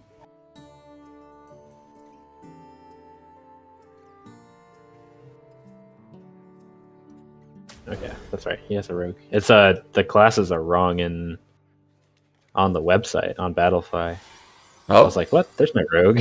What's going on? interesting. Yeah, we have seen this Rogue. Pretty standard Miracle. I would say good into Druid. Yeah, Maybe I Druid, overestimate how good Rogue is into Druid as the person who usually plays the Druid and loses to the funny card.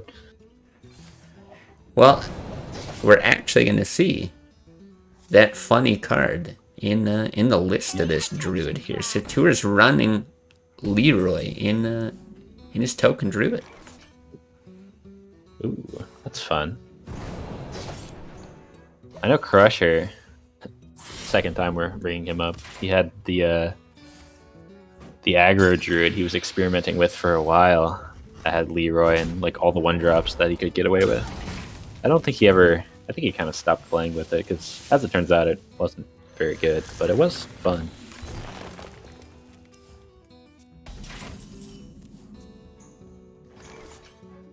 maybe you had more success with it than I did, though.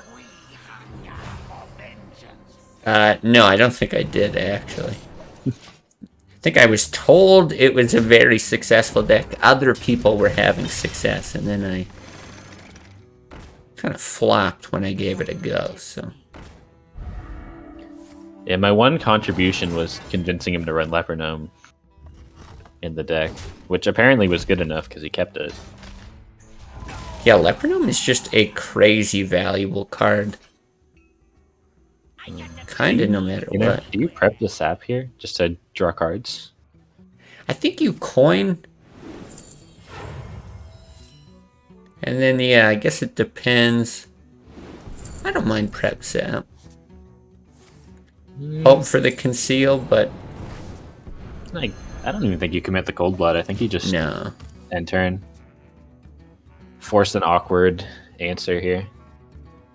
I guess he's got, like, the Keeper. But even then, that leaves a 4/4 body, which is scarier than you would think against Miracle, just because it'll hit you in the face for more than 4 damage, more often than not. Yeah, do you ever just kill this thing with the Force of Nature? I don't think you kill it with Force of Nature. I do think you kill it with Keeper. Like Keeper, Second Squire, Hero Power? Yeah, maybe that is just better. You could also Silence, but I don't think that's good. In theory, you could like double 4-drop Argent Squire, Innervate. Silence the 4/4, have a bunch of tokens. Looks like he's just gonna go for the killing the Auctioneer play. Gonna Innervate out the Harvest Golem as well instead of playing the Argent Squire, which I think is fine. I would have liked holding on to the Innervate for either a Violet Teacher play or a big combo play. But just getting as much pressure on the board as he can. It's not a bad play. There's that Conceal, Ooh. and I think that makes this play much easier than it was otherwise going to be. Yeah, for sure. You're able to take a bit of damage this turn. Though it does look like he's really thinking about it. I got the best deals anywhere. Now, how can you resist?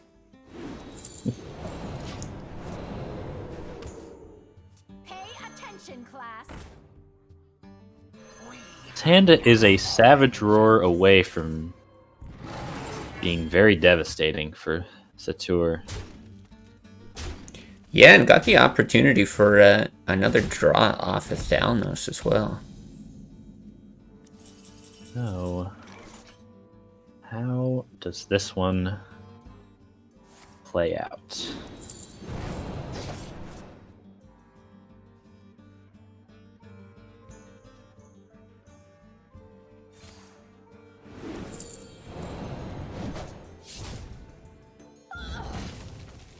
Like, there's no way to clear this, so I think clearing off all the small minions, hoping there's no Force Roar is probably the play. Yeah, just looking at the list, there's only one sap. Meaning I think this Harvest Golem is going to stick pretty much no matter what. This guy's toast.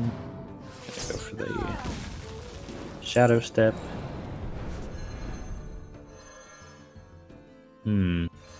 This guy's I was gonna say, does that Conceal actually change your play? Well, not going to I matter don't like now. the trade, but yeah, it doesn't matter now. The Savage Roar is picked up. Yeah. Yeah, also not sure I love the idea that you have a Conceal, but you kill the Thalnos. Because if you don't, you do deny one draw for that combo piece, but... Yeah, I think there were a few facets of that could have been played a little bit better. I don't like the trade with the Gadget Stand into the 2/4, the Keeper. But the Savage Roar would have been drawn anyways, so okay. didn't end up mattering. Yeah, looks like that ends up being our last match from round 2. Brings us to the semifinals. What do you know? Some familiar faces here. Scanda, Severe, Satur. We got a newcomer in Winterborn. Who it looks like went 3-0 against HDA and 3-0 against Potish. Two very strong contenders in this tournament. So, be interested to see what Winterborn brings to the table. But for now, let's message Scanda and Severe. Winterborn beating two very good players, like you said. HDA, another contender for rank 1 ladder on... I think he's been rank 1 in every region. I don't know about Asia, but definitely NA and EU. Potish, obviously the winner of the first tournament. So Winterborn 3-0 both, proving he's got the stuff. Yeah, very curious to see what He's got another Winterborn's aggro paladin. got. There's so many aggro paladins in this tournament, actually. Gotta say, I love to actually see do that. I do like the aggro paladin because we have been seeing, especially with Severe winning tournament 3 NA, we're seeing so much of the same 4 classes, you know, rogue, druid, shaman, and warlock. Mm-hmm. And I think aggro paladin is pretty good into rogue, it's really good into handlock. It's playable into zoo and druid, and pretty good into shaman as well. I think it's a very good inclusion if you're aiming to counter that 4-class lineup, which I think is becoming more popular. You know, we're seeing a lot more shamans than we were in the first couple tournaments. Seems like everyone's bringing it these days. Yeah, for sure. I think it's interesting to see, Paladin making its way in a bit here. The point that I've seen up until now as kind of a bit of a flex in one direction or another seems to be with whether or not you're playing Zoo or whether or not you're taking Zoo into account with your decks, because you know it requires so many different things to counter it than a lot of these control decks, and I think we've just been seeing a lot of the greedier and greedier lists. Let's go Black Knight, let's cut some AoE, Potish, bring in Deathwing, all kinds of things like that. Even the handlock lists tend to be less bursty, more control oriented. So I'd really like to see how something like Aggro Paladin fares today. I believe it has been successful. We didn't see it, but Knox did pick up a win with it, even though he ended up losing the series. Winterborn, I mean, he hasn't lost the game, and I don't think his Paladin was banned either time.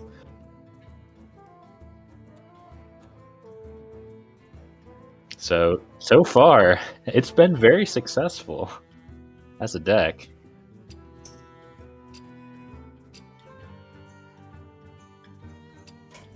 All right, here we go.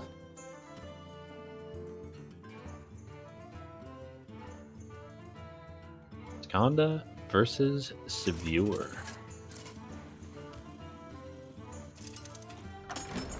Two former tournament winners, tournament champions, I guess. I had it right.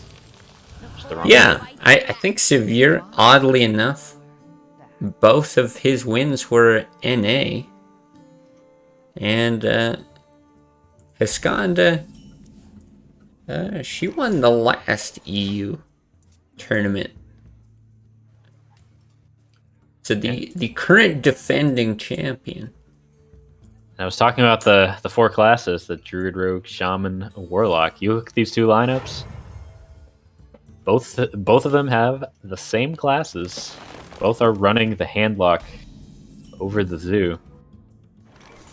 What I'm really interested in with this tournament, we just keep seeing Token Druid. You know, some running Wild Growth, some not, but for the most part, pretty similar lists. I am a little bit surprised to see the token druid more common than the more traditional. I don't know if it's heavy enough to call ramp druid, but Attention, class. the more traditional druid lineups that have a lot more end game with the Black Knight, more taunts, occasionally Ragnaros, stuff like that. Yeah, I will say I'm a bit surprised too. I think token does bring some things to the table that are going to make it awkward for a lot of these, again, kind of anti-control decks. It dodges the Black Knight a lot. I'm guessing that's why we see Yeti in this list instead of Senjin. You can just choose not to taunt those Druids of the Claw. And then, yeah, any single target removal, something like Deadly Shot, going to be very, very difficult to aim. This is an awkward turn for Scanda. Well, good news is, next turn will be less awkward. Yeah, what do you know? What do you know? Boy, is this a full golden deck from Scanda as well? Looks like it. Bad news, though. I don't know if she has the space to play Catches and Conceal. This Savage Roar currently represents lethal, I believe. 8, 16. Yeah, you're right. 19, yeah. Exactly lethal. Well, that makes things a little bit less nice. It does, yeah. So it looks like she recognizes it. Gonna try to defend. I like. Yeah, the Farseer hit the 1/1. Yeah. Yeah, it's alright, but still certainly a rough spot to be in, because even just charging this Druid of the Claw represents a lot of damage. So I think what he's gonna do, what Satur should do, yeah, he's gonna keep her the 3/3 because he's saving the Druid of the Claw for a Savage Roar turn. Right. This answers the board and gets a bunch of minions on the board. And we are back in the same spot.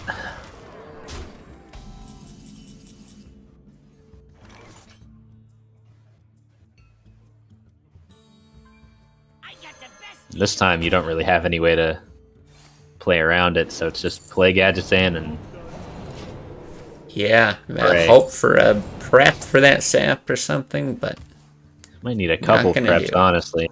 Not gonna happen. alright, well, quick game one. Though I will say, I am interested now. What were the bans? Because Druid and Rogue, two of the most common bans. Let's dig into the menu. It's like Scanda banned the Rogue. Its viewer banned Scanda's Shaman, which she is one of the best Shaman players in Classic, if not the best, so definitely a good decision, I would say.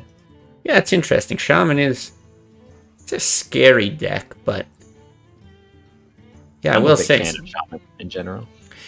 Yeah, I really do like the list, but I think a lot of that love that I have for it comes from the disdain that I have for Miracle Rogue and Combo Druid, so I'm a little biased. I mean, as a Druid enjoyer personally, I'm still a big fan of Shaman, even though it's one of the best decks into Druid. This is a bit early game dependent, though. Another full golden deck from Scanda. Got It that is. golden coin. Yeah, What coin is that? I can't tell. I have no idea. Yeah, And I asked, but it looks like looking at it, I still have no idea. yeah, It's got an eyeball. Is yeah. I was that gonna like say a dragon eyeball, maybe. I think it's because there was they made a second Old God set, like Dark Moon Fair, I think it's called. Oh, Maybe that's what that's from. I don't know. that would make sense. That's what it looks like, at least. But my knowledge of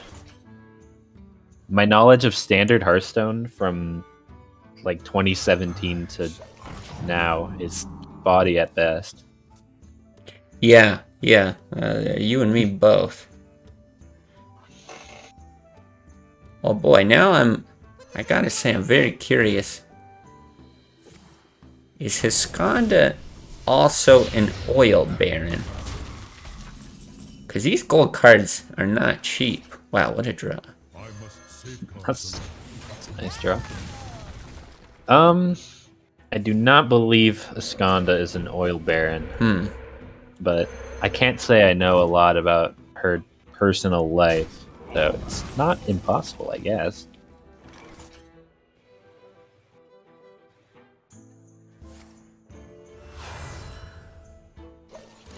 I have no Just gonna time. play the Sylvanas.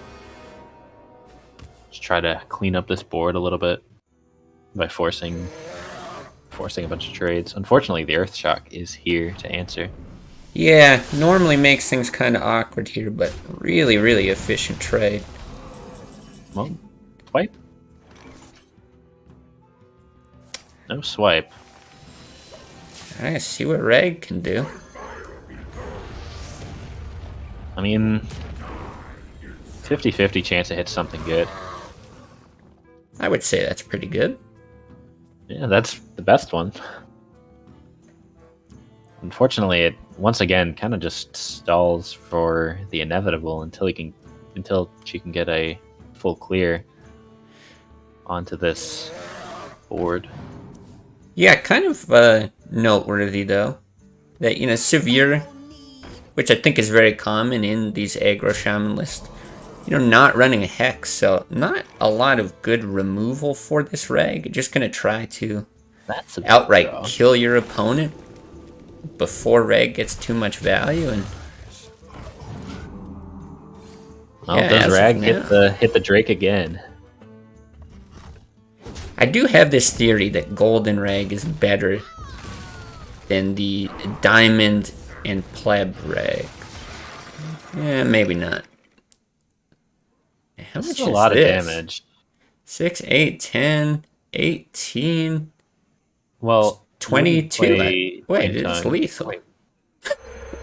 Because you can just slide the Leroy in there for another 8. You get the spell power with the bolt. Oh yeah, that's Yeah. exactly lethal. Wow.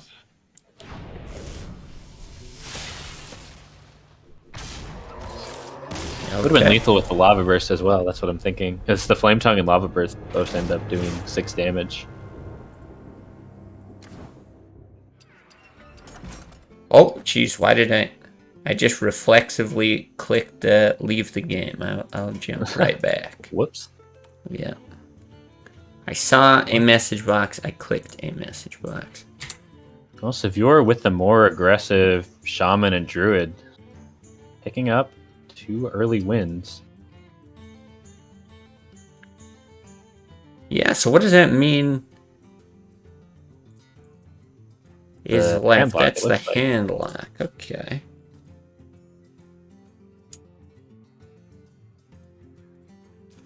The worst matchup for the handlock is banned, the Shaman.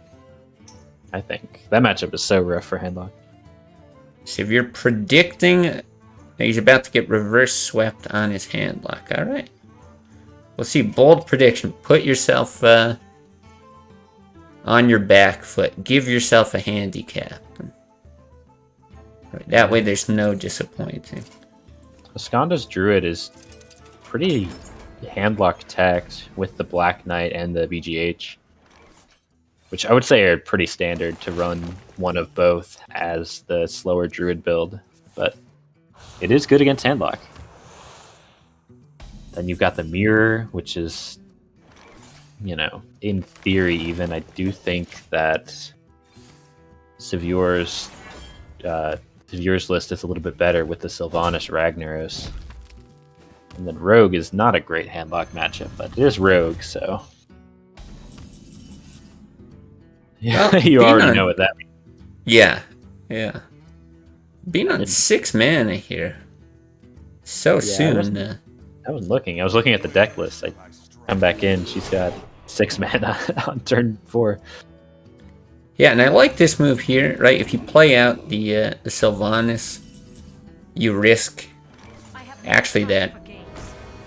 potentially like an Owl, Mortal Coil, or yeah, just preventing kind of a big steal there. Knox asking to not have. Blah, blah, blah, blah, blah. Please don't put the games on YouTube. Sorry, everything's going up. Doomed. Sorry, we're talking about how good Knox is. We gotta give him some positive representation. What are your thoughts on shadow flaming your giant? Like, it feels bad, but it does get rid of the. It does get rid of the Shadow flaming Sylvanas. the It means it doesn't take giant. anything super devastating.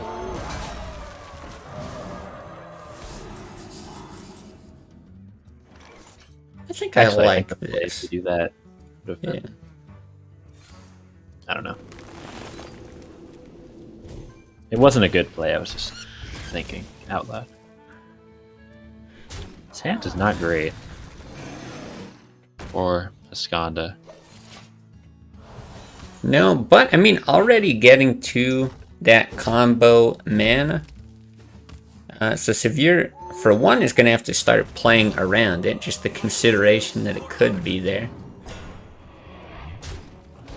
Do you Black Knight this board? It's actually gonna force of nature.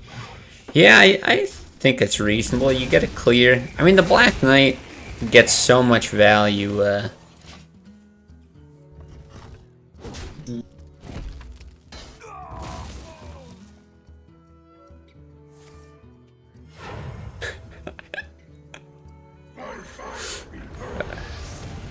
Now we're in a weird spot again. Yeah. You could an Ancient of Lore. You've got 2 chances to draw BGH. If not, then you're in a bit of a sticky situation. Wow. Those. Well, he's got a second Savage Roar in his deck somewhere. So if he draws it, he's got the funny combo with the double roar. Yeah, that's true. But yeah, this is not a great hand. Shadow Flame will clean things up. Yeah, I think you just do that. Guarantee the reg hit on face. But I'm starting to wonder, can you actually afford... Like, is Scanda able to use Force of Nature Savage Roar to clean up here and feel okay about this? Looks like she's just saying no. Yeah, this is 1 damage Ooh. off. Actually, it's less than 1 damage off with the Shadow Flame. Guarantee the wreck shot. And that's at Wow. 3-0, I Quick believe. 3-0, yeah. Severe. Severe going for the hat trick. Is our first person to win 2 tournaments already. Now, of course, Severe just loving to compete in these things, but going both NA and EU. But yeah, actually getting an opportunity to be our first person to win 3. So, message. I still have this on my clipboard. Yes, message Winterborn and Satur here. Gonna run away. Take a quick bathroom break. Satur, if we can find him. I guess. I think he was up there. Yeah. Oh, never mind. There he is. I always mix up him and Severe on this list, actually. So we'll do this one, see who else goes to the finals, then jump over to the 3rd place match and go from there. Yeah. Satur also quite good. Hasn't won a tournament yet, but has been close.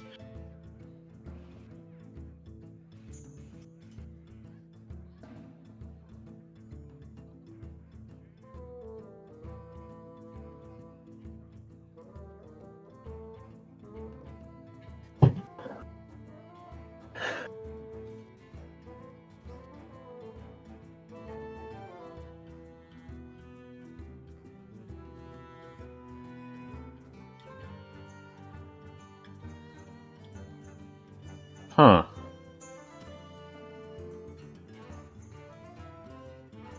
Wait for decks to come back. These are some interesting lists. Now that I'm actually looking at Winterborn's decks, it's got some spice.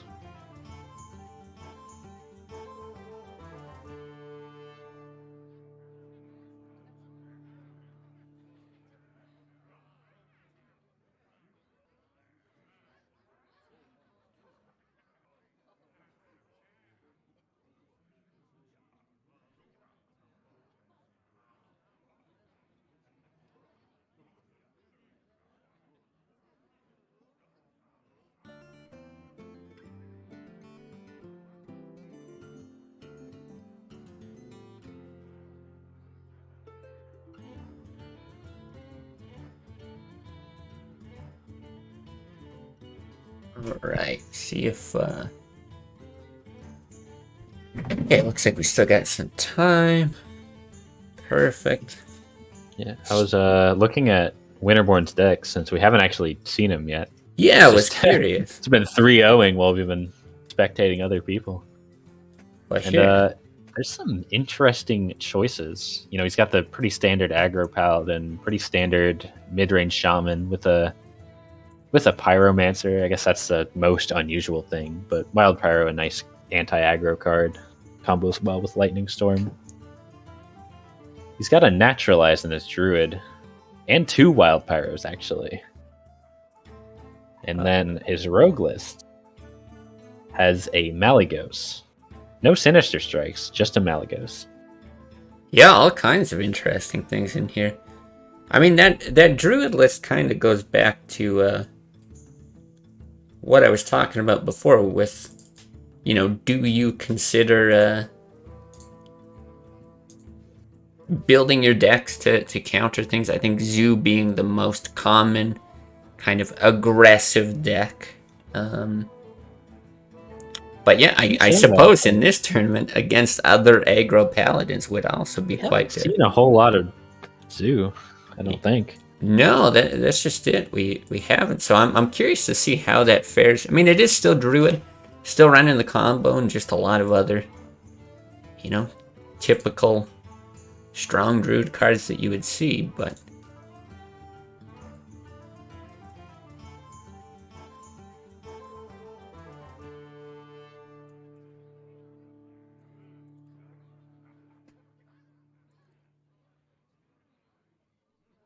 well, still haven't seen Satur getting. I'm guessing all that's going on here is Satur probably stepped away for a bit, expecting the other match to take a bit longer, and it ended up being, well, his Scanda, I would say one of the fastest players that we have here as well, and then yeah, a quick 3-0 sweep that I don't think anyone was really expecting. So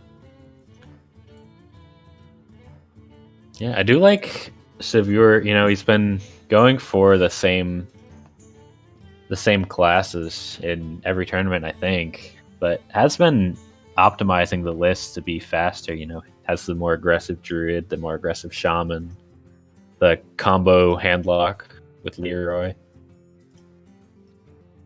yeah, I think he said one tournament, because there was one where he got knocked out very early, and I think he built a very aggressive lineup or something. But basically, he tried to deviate once, and well, it didn't work out so well. So yeah, I think that's why he's sticking with the winning lineup. I mean, if it wins, then if no one can beat this lineup, then just keep bringing it, right? No reason not Yeah. to. And I do think that's might be why a lot of people are bringing the aggro paladin, because like I said, I think it's very good into 3 of the 4 decks that Satur is bringing. You know, Shaman, Handlock, and to an extent Miracle Rogue, all decks that aggro paladin is very capable of beating. Yeah. Druid's a little bit rougher, but it can do it with good equality timing. I actually really feel like Paladin, Aggro Paladin or even mid-range Paladin are, yeah, kind of just fine against Druid. I think the token variety, well, I've had less experience personally playing. I think maybe that's a bit more difficult, but if you can get that equality, and you have a very good opportunity to get it through Divine Favor, you're almost guaranteed just tons of value in that matchup. My issue with Paladin and the Druid, and to an extent, my issue with Paladin in general, why I don't particularly like the class in Classic, is that it's the Paladin Druid matchup is very dependent on if you get equality when you need it, and if you don't, then you do nothing and lose, basically, like more often than not. Yeah, I feel. I would have to agree. It does happen a lot. You know, you get a reasonable amount of draw, like I said, with the Divine Favors, Hammer of Wrath, another opportunity to kind of dig for it. Occasionally, I guess True Silver and Avenging Wrath can help you get through some of those big bodies, but yeah, I do agree that it's largely decided by, do you get equality, and are you able to maximize your value with it? Yeah. Also, why I would actually say Paladin's one of the most frustrating classes I feel to lose against in Classic, because if you're losing the Paladin, you're losing because they just have all the AoE that they need, and it's like, well, darn, they had they had double equality Pyro Consecrate in their top 15. I lose. Right. But I know a lot of people in the Classic Discord are fans of the class. I definitely think it's better than I give it credit for, which I guess I've said about a lot of different deck archetypes over the last few months, just watching them in tournaments and trying more things on ladder. But I do think Paladin it's got some problems for sure. Yeah, there's certainly a reason for it not to be a top tier deck. I think once you start getting into, you know, control and to some extent the mid-range lists, Paladin's class cards really don't help it in the early game. It can be really, really difficult against a lot of stuff you're going to see on ladder. But I have found that there's like certain pockets on ladder where it does pretty well. I think very high on ladder, where you're facing druids and rogues, it's okay. Whereas it struggles a lot more if you're seeing more zoo and control warrior. But yeah, no, I think in like a tournament format where things are a little bit more constrained, you have a better idea of what you're playing, it should do reasonably well. And like you said, seems that that's the way it's going today. Yeah, there aren't a lot of decks that have decent matchups into both rogue and druid. You know, one of them I would say is the shaman. I actually think the shaman rogue matchup is better than some other people. I mean, it's still rogue favored, but it's not unplayable for shaman. No, yeah, I think you're actually right about that. When I was doing a little bit of research into some of the videos I did, there were some old Vicious Syndicate stats, which I usually never get into, but I thought I would check just to make sure I wasn't completely out of touch with how the game works. And yeah, that said, that I think mid-range Shaman was something like 49% against Miracle Rogue at the highest levels, so I'd have to agree with you there. All right, we've got both players checked in here, and it looks like Satur back in the client, so probably underway shortly. Good. I was running out of things to talk about. Yeah. Running out of decks, I can say I underestimated. That's right. Well, we got bans in as well. So Satur has banned Winterborn's Druid, so I guess we won't get to see what that Wild Pyromancer naturalized list does here. And Winterborn has banned Satur's Mage, which was the Freeze Mage we saw earlier. So both players, Rock and Paladin, guess we'll have to see it at one point or another. Yeah. What are your thoughts on Wild Pyro and Druid? Because mine are not super positive, just off initial thoughts. Yeah, I've played against it and felt like usually it doesn't make a huge impact, but I can see how it helps if you are playing something aggressive. Like I've actually played aggro paladin into it, and Wild Pyromancer just wipes your entire board, and then Druid just continues doing what it typically does. So I think it's very good against aggro decks. Maybe it's very good against mid-range shaman as well. Just anything that's kind of going wide. I suppose. Speaking of mid-range shaman, Yeah, let's get got it here. these lists. Meanwhile, we've got another double wild growth opening. Wow. If Satur so chooses. I don't see why he wouldn't.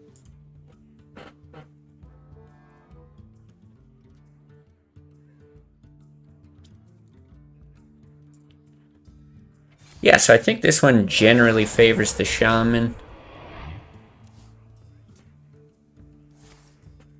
I think an opening like this definitely changes the spread a little bit. Yeah, I was gonna say. I mean, you're down on cards, up on mana, but then getting this Ancient of Lore just to refill on 7. It's a bit of an awkward hand, though, for whatever that's worth. Yeah, I'm not sure. Is this like a Silence Wrath turn? You really hate Harvest Golems here. They're tough to deal with in Shaman. I was actually thinking you Wrath and then Keeper the Taunt, so you can clear. But this isn't really worse.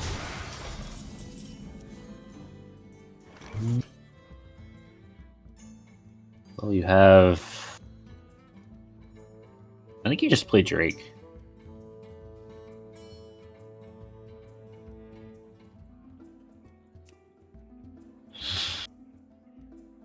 Oh, Perplexing.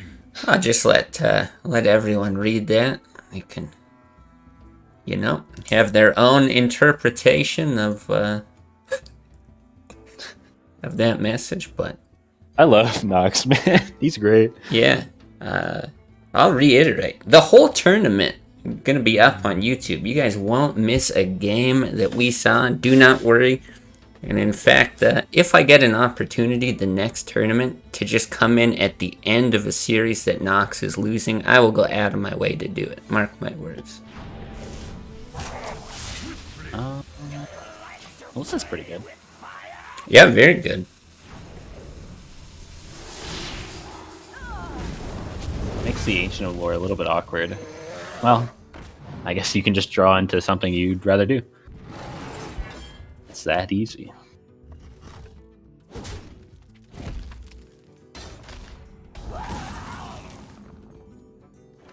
Yeah, and actually this Innervate, it doesn't look great in the hand of Satur immediately, but after getting the draws, you might even get something playable with it. I mean, he could even do the draws, and then if Winterborn opts to play this Azure Drake, he can Innervate the Wrath and just have this massive board, plus a hand of more than 0 cards. Mm-hmm. Gets a little bit awkward for Winterborn. Yeah, I think you have to play the Drake, but I think so. Gets punished by the Tour's hand.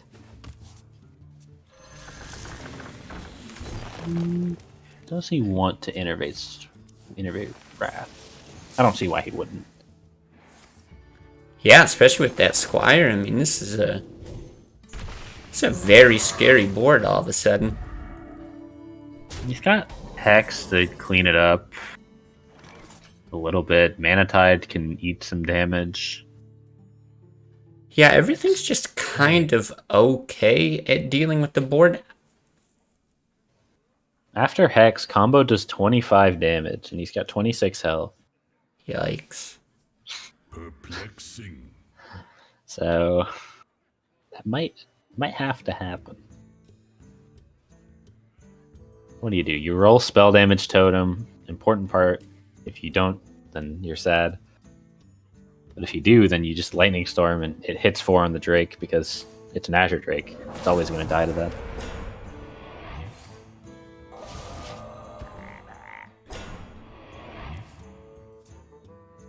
Well, he failed step 1, unfortunately.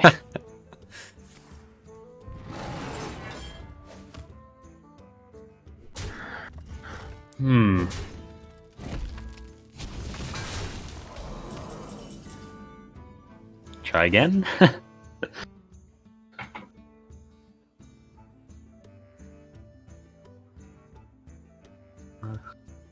Yeah, I'm not sure. Not sure what else you can There's a really good do. reason why spell damage totem does not exist in standard anymore. These situations are very silly. But we'll see what happens. Also, lightning storm does a fixed damage in standard. It got buffed. It Oh, always that's does 3 right. now. That's right, it does. Got buffed in the core when the core rotation happened. Or not when the core rotation, when core was introduced. At least here, this isn't like so bad if you whiff on the totem. Like I think you still lightning storm, use the rock biter to clear. You can get down a squire. Like you're starting to kind of develop something, but Yeah, honestly, the 2 on the Harvest Golem is worse than the 2 on the Azure Drake. yeah, that's pretty rough. Well. Well, Doesn't matter. Druid does run these 2 cards. Let's not forget. Never forget. All right. Thunderborn Game takes 1. his first loss of the tournament. Once again, though, right? We keep seeing these matchups where it's favored one way, but the outcome goes the other way. Like I'm very surprised that I suppose double wild growth into Ancient of Lore. We kind of set it off the start, but you think once you queue up into a matchup like that, you're gonna do pretty well. And yeah, now it's gonna be a tough road ahead for Winterborn here.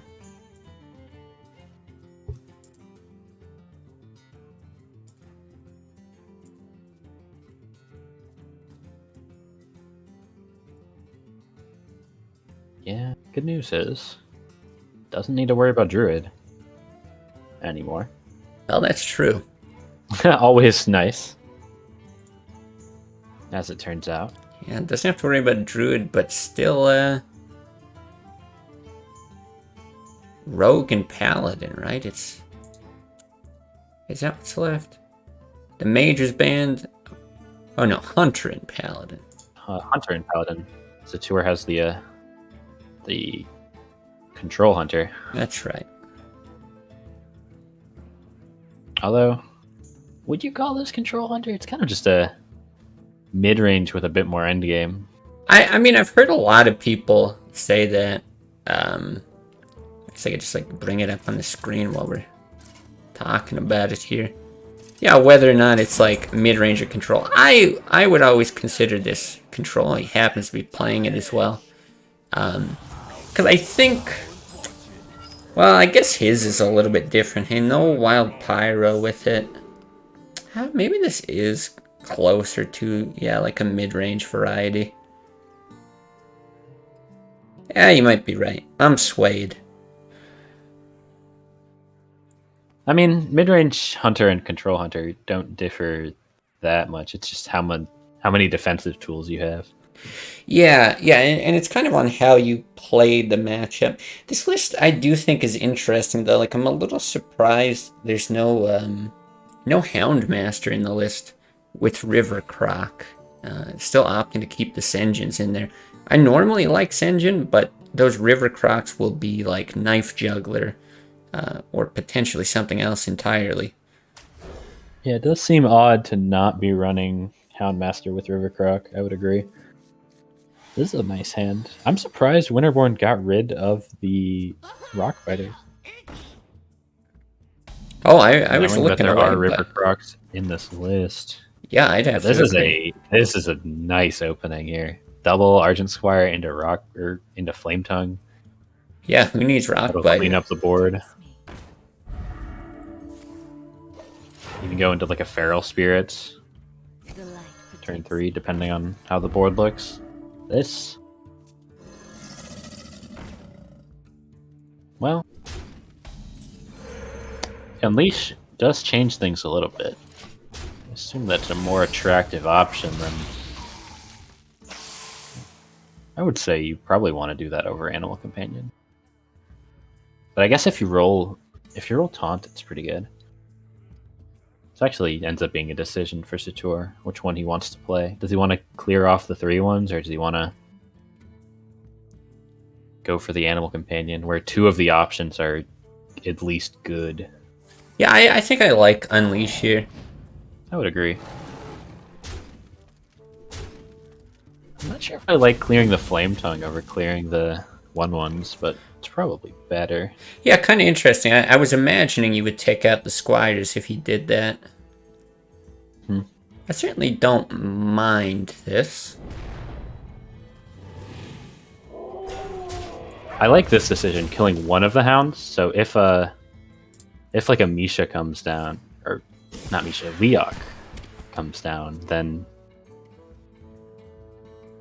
that reduces the amount of damage the hounds can do. Mm-hmm.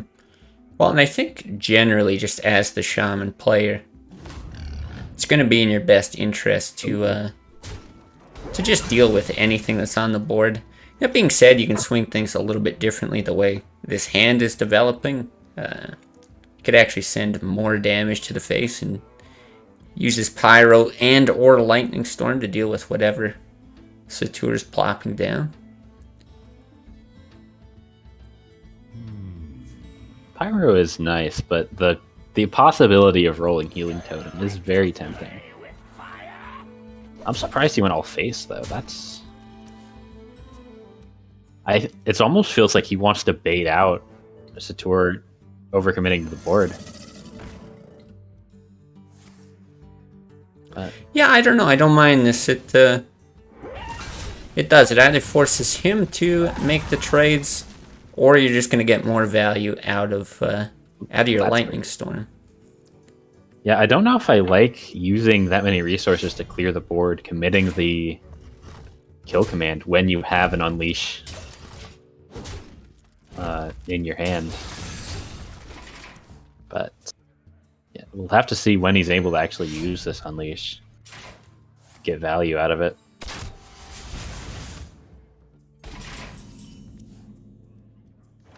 Hunter is doing Hunter things.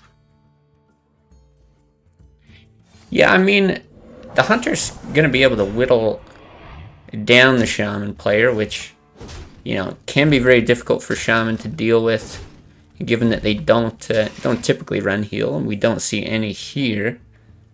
But on the other hand, this Doom Hammer represents more damage each turn than the Hunter's hero power. This Freezing Trap, even though it would give your bow an extra charge, is actually a little bit tragic, because it would you would get to get your Divine Shield back on the Argent Squire and then taunt it up. Winterborn would be able to do that. Problem is, Satur he's got, like I said, he's got that Unleash that doesn't really have a way to get a ton of value from. He gets 2, I guess, which is okay. Yeah, I think here I would just go ahead, do the Unleash and Freezing Trap, push some damage. Actually just gonna pass. It's interesting. And honestly, I don't entirely blame him. Problem is, he's about to be playing against a lot of more minions than previously. Which does give him Unleash value at least, but... Yeah, the Thalnos does represent... It really just represents another card, to be honest. And I think that's why Winterborn's getting it out. Yeah. I guess it's not such a big deal. The real worry is Buzzard Unleash, where you can draw into a lot more for answers. How much can Unleash actually clear? I guess it.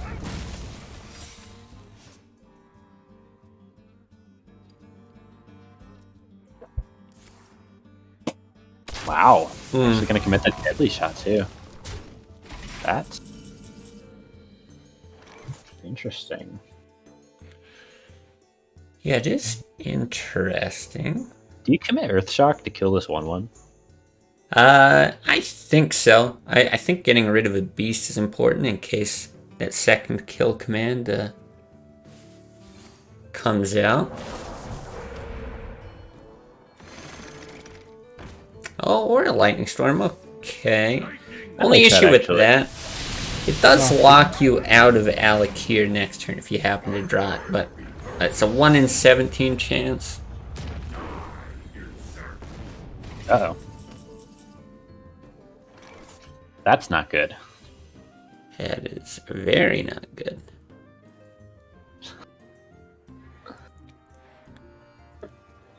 Well, I think you get that totem out regardless. I think you attack first, make sure it's not explosive. Or wait, no. If it's explosive, you actually do want to get the totem out first just to have better spell damage odds. If you're thinking about clearing the rag. Right? Yeah, that's my thinking here. Okay, a taunt also makes things interesting, but yeah, I like this. If you can get a rock biter, you just win.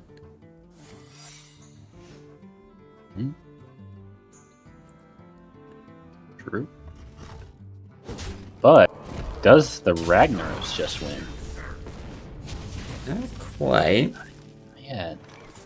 Okay, that can kill Rag. Or it could draw lethal. Both good outcomes. Yeah, either way, you're plopping it down. I guess just wanting to... I think Perplexing. if he attacks with the Harvest Golem, it procs both secrets, right? Yeah, it'll get picked up and then the explosive will go. I'm not sure. I'm pretty sure the explosive triggers, yeah. Yeah, it does. I'm not sure I like the swing, though. I think I like it. You kind of have to commit like all your spells in your hand to kill this. Or he is just going to play the game again.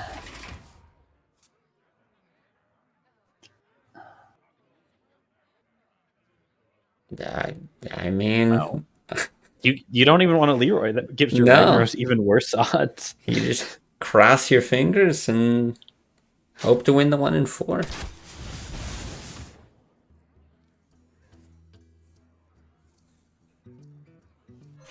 I mean, Buzzard for moral support. if it hits the Drake, then you're not dead on board. Well, that's not going to do it. Wow. Whew, close one.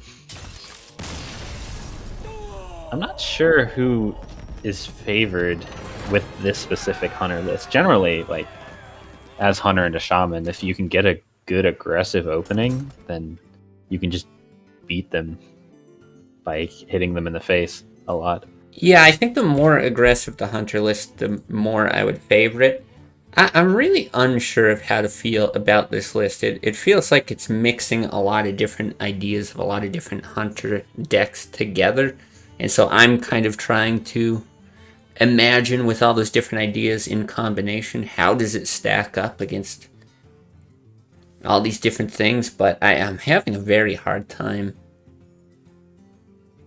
giving a guesstimate as to how it should do, but did come down to the wire, and I guess I'm not too surprised to see that. Hunter, Paladin. I think this is Paladin favored. This has gotta be These lineup? Paladin favored, yeah. Although Satur does have the explosive trap, which is very good against aggro paladin. Explosive trap, very good. I'm a little surprised to see that he threw Harrison away. I know it's a bit heavy, but I feel like if you can hit a true silver in this matchup, it is such a big deal. I mean, I think he's kind of hard mulling for explosive and Eaglehorn, though. And Unleash, like anti-aggro tools. So Yeah. I think tossing away the Harrison is probably correct, but it's hard to say for sure. I think True Silver is one of the big reasons I like aggro paladin into Hunter, even into like face Hunter. The health you get, like the extra 4 points of health you get from True Silver, is actually so impactful. Yeah, each swing is essentially a 6 health differential.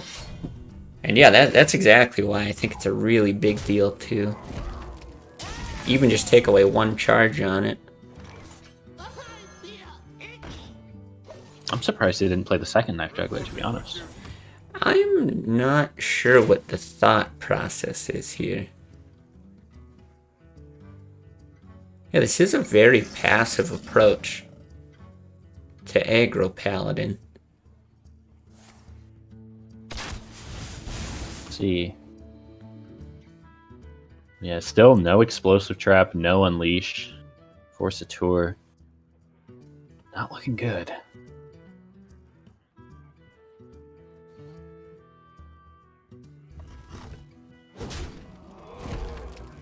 Does have the second weapon, but hard to say how much value he's going to get off of it. He can't afford to trade with too many more minions.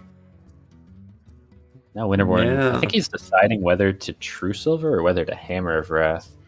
I like the True Silver, I think, but Yeah, I'm almost not sure it matters. I think if Winterborn just decided to be entirely aggressive, even if you true silvered and just started swinging at the face of Satur. True Silvering that is a little bit more definitive, I would say. That's a great draw, too. Really, any one drop would have been nice, though. It's actually going to go for the Knife Juggler. Interesting. So Satur needs something like an explosive trap here, or... Explosive Trap would be huge. Okay, tracking, it's a way to get it. That works. But he's still really low. I mean, at this point, this is 2-turn lethal. And I think you actually just Hammer face. I think you Leroy now to play around the Senjin. I mean, this is caster vision, right? Well, I have the everyone sees it advantage. as well.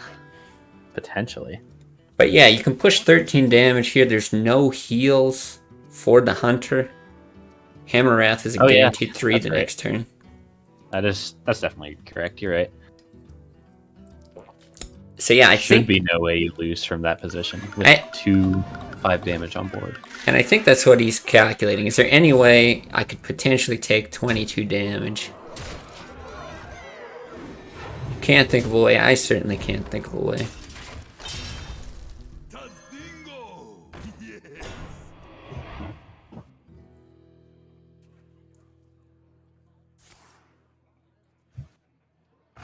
Yeah, really not surprised to see this match go in favor of the Paladin.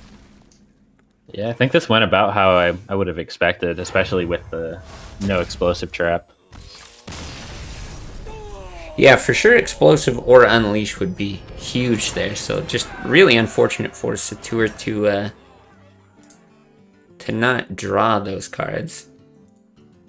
You know what, maybe I shouldn't put this game up on YouTube. It would make Satur look bad, not drawing the cards he needed.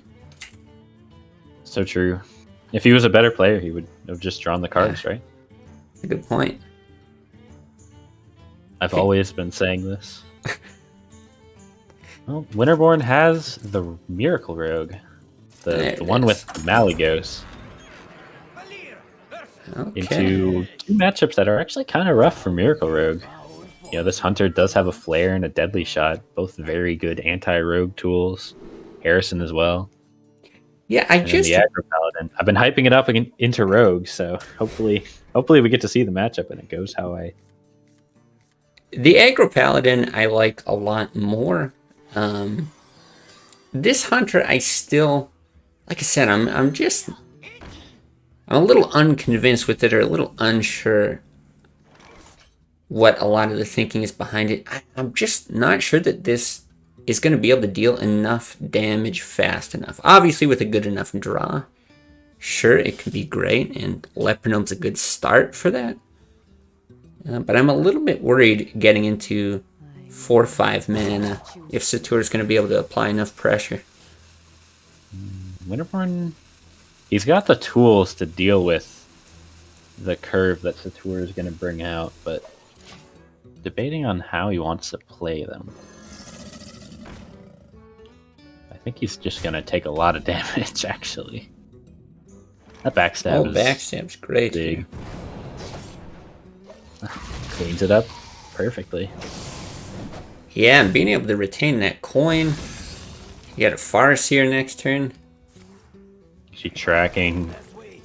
Honestly, oh well, I was gonna say if you find like a flare or a deadly shot, do you keep them in the matchup just to deal with the Gadgetzan? But yeah, deadly shot. I think you absolutely. I mean, you're mulliganing for it. I think you're looking for it in tracking. Flare, I'm not so convinced. You know, you'll usually have to have it in combination with something like Kill Command or Roll an Animal Companion. Like, I don't think this is the type of deck where you always can guarantee you've got 4 damage on board ready to kill that Gadgetzan with, so... I do think taking the Animal Companion there was correct over the Ragnaros, even though it doesn't exactly feel good. I would agree with that, and I think a lot of times your 5 mana turn as a hunter, you're actually expecting to play a 3 mana card with your hero power, so this is actually a fine 5 into 6.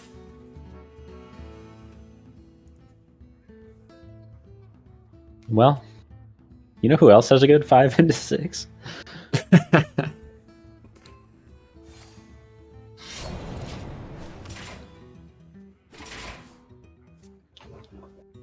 Ooh, the Starving Buzzard. Actually, yeah, getting a play single that drop. over Freezing Trap? Over freezing? I think so. Because you want to curve into Jaime next turn, and kind of want to get the trap down, I think.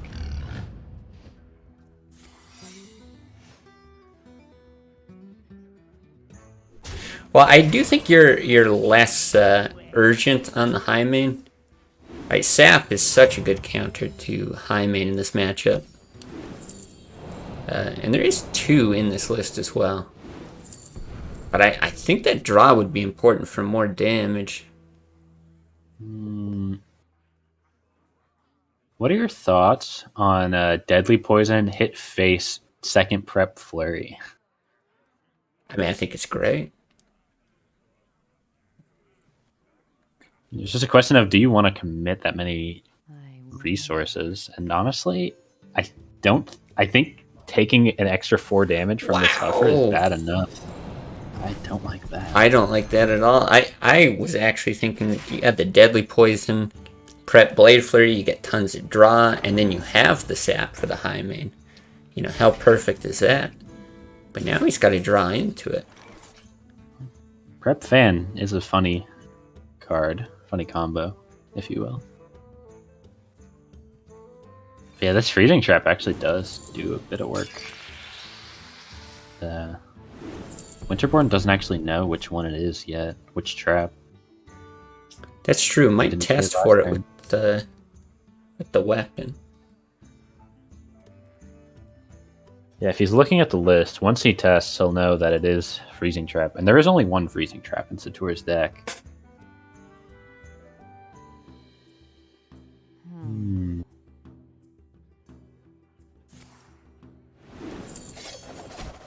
It's a Leroy.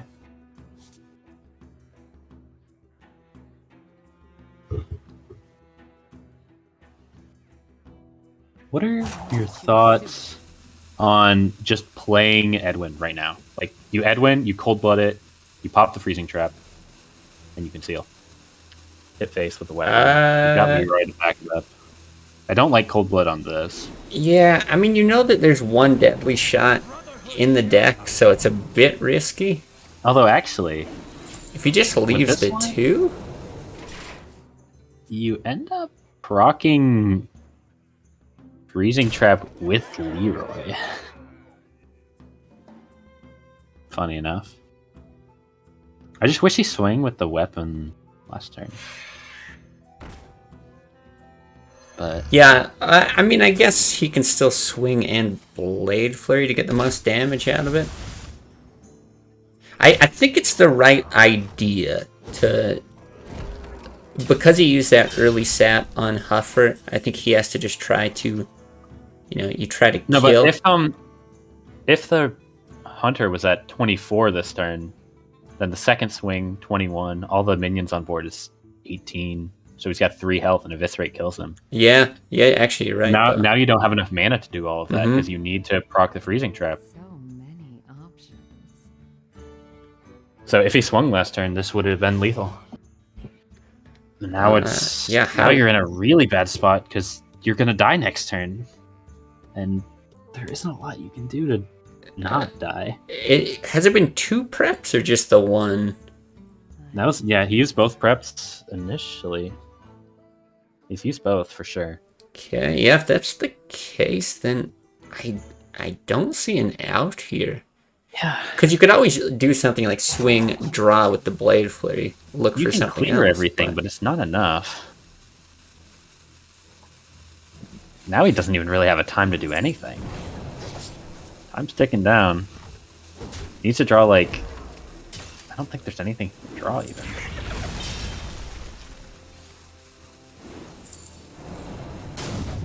Yikes, I think, yeah, just a panic turn here. Realizing, doesn't have enough damage. Wow, yeah, really unfortunate. Had an opportunity to close out the series. Advance to the finals, and, boy, with that win, it's going to bring up the aggro paladin that I think we're both saying should do reasonably well in this matchup. Yeah, now it's up to Satur to justify all the hype we've been giving it. I do think it's an interesting storyline either way. You know, we've got Satur versus Satur. I think that matchup has happened in the finals before. Both very good tournament players. And on the other hand, we have Winterborn, who I don't think... Has he been in one of these tournaments before? I'm not sure. I don't recognize the name. Yeah, I don't either. Would be a cool story. Oh, I've Either way. messed up. There we go. Get the proper lists down. Yeah, trying to see if there's anything particularly noteworthy from this aggro paladin. So a single abusive sergeant, a single hammer of wrath, and then a blessing of kings. No Mukla, which Yeah, opting to run the Wolf Rider, double Wolf Rider. Which I do like Wolf Rider a lot. I like Wolf Rider less than I like Arcane Golem, but it doesn't matter a whole lot. Yeah, I do think the Wolf Rider in this matchup generally does a lot better. You don't want to give them that mana on 3, and a lot of times, obviously not all the time, especially if you've got stuff like double backstab in your hand, but a lot of times you're having to do things like swing and hit the Wolf Rider with your weapon. Very true. Double backstab is really good for the rogue, and this hand Yikes. looking less good for Satur. He's got the equality consecrate, which is going to be nice when Gadget's End comes down, but it could be a while. We don't actually see any minions for Winterborn just yet.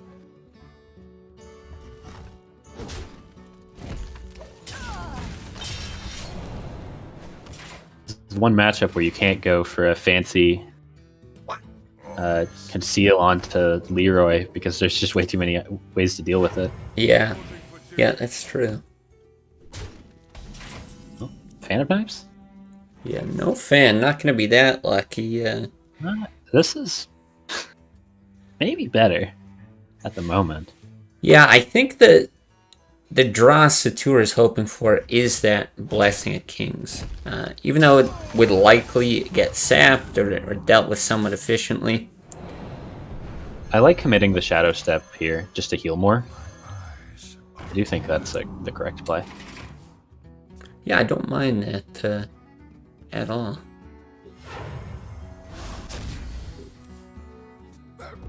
There's the Wolf Rider. Prep not going to do too much at the moment. Yeah. But yeah, if you're Winterborn, you get the clear.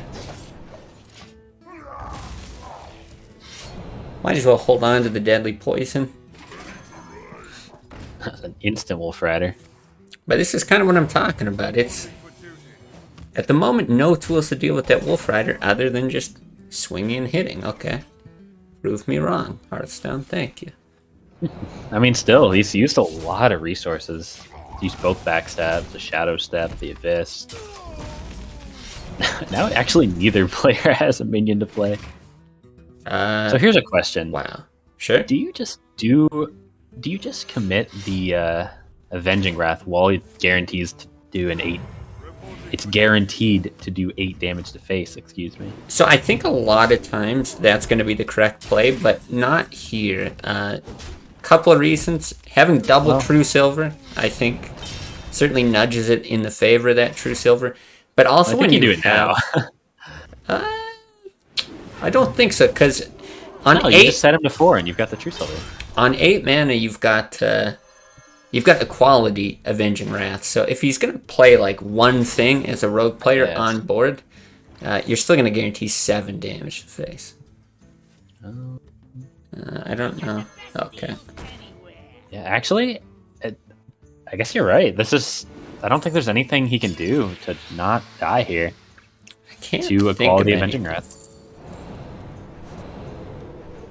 I mean, I think he would have been dead anyways. It's like the Avenging Wrath would have set him to 4, and then the True Silver comes out. Mm-hmm.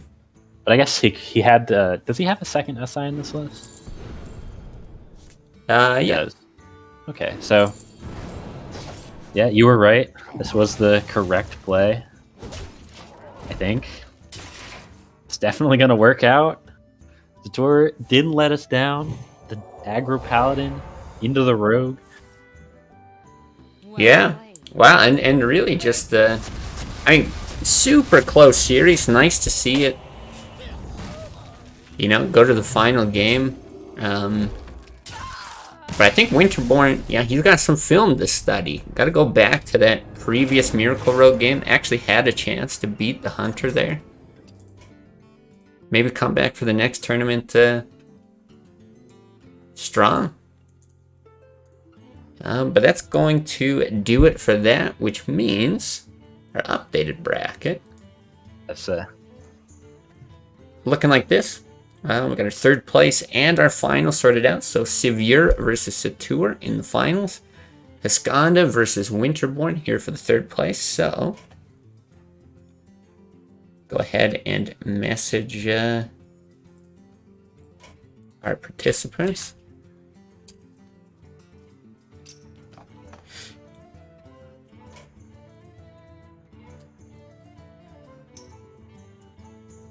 definitely no shame for Winterborn being a theoretically newer player. Obviously, don't think he's been in any tournaments. I don't know how much he's played Classic in general. But yeah, strong showing. Like 3-0, 3-0 into 3-2. Or I guess 2-3 from his perspective.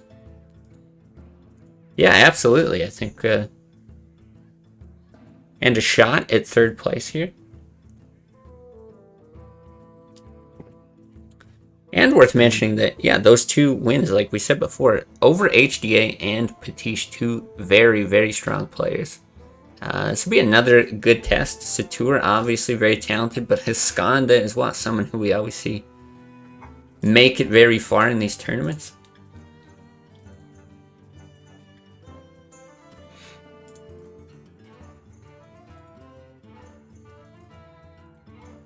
Tournaments are hard. So many good players. Yeah, that's the thing. I mean, you've only got you've got to have things go your way over each single round, because yeah, there's only so much in the game of Hearthstone that you can really influence. That if you do make just one simple mistake, these players are good enough to punish those mistakes. I mean, you look at the top four, right? It's Savior's like looking like he's the best player we have, in at least in terms of tournament setting. The Scanda, she's won a tournament and been ranked 1 on ladder. Satur's always does well in tournaments. And even outside of top 4, we have Knox, maybe the best ladder player in Europe. Potish has won. He won the very first tournament. So Winterborn outplacing and potentially going even-ish with a lot of these really good players. Definitely nothing to be ashamed of. Yeah. Just to reiterate all that. But we will see how he's able to do into Scanda. See how that one goes. Yeah, we'll see. Looks like, again, another case Scanda not in the client. Also possible either the previous set just went a little quicker than expected, or taking a break, or who knows. Maybe it's crash after playing the rest of the tournament time. But yeah, the players aren't checked in just yet. Offline, guess you won't be back. Yeah, let's give it a minute.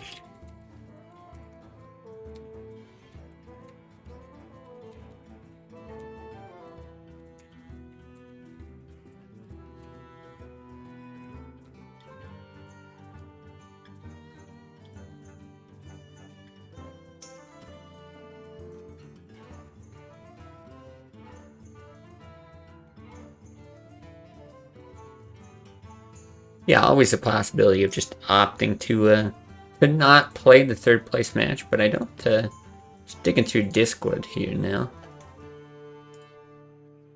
Don't see any notice about it. Said anything, but let's see.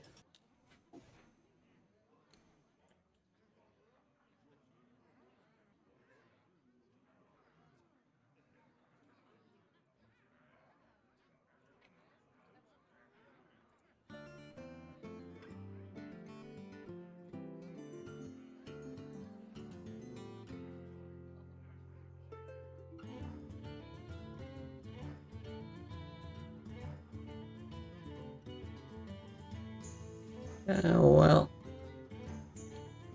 I did want to dig up some of these past tournaments. Make sure I'm not misremembering anything. So yeah, it was the previous EU tournament that Scanda had won. She beat out Satur in the finals. So this is the second time in a row now Satur making it to the finals. I want to say. I'm going to double check before I say anything. But I thought Satur made it to the finals of the last NA tournament as well. So yeah, I just brought that last NA tournament was Severe over Thunder, actually. Oh, Satur was up there. It was the third place finisher. Oh, am I looking at the wrong one? In NA Tournament 3, Satur was. Oh, NA Tournament 3. Yes. I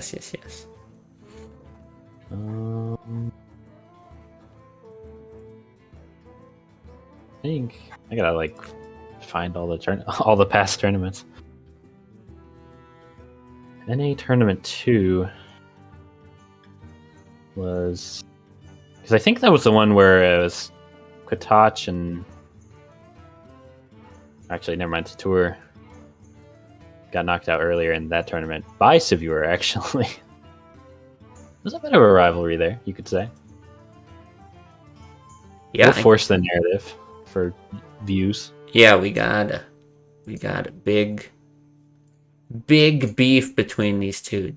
They hate each other. Yeah, Severe definitely doesn't just come into these winner interviews and be the most humble person I've ever spoken to.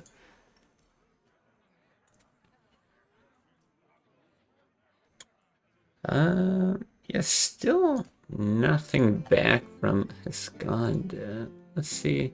Is she in Discord right now?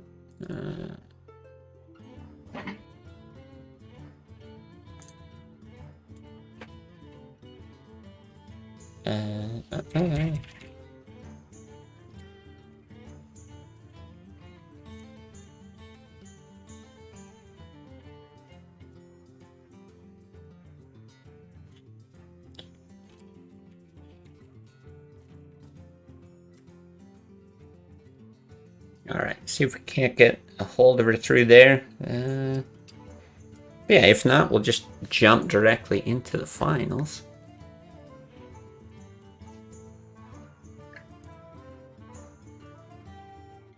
We will see.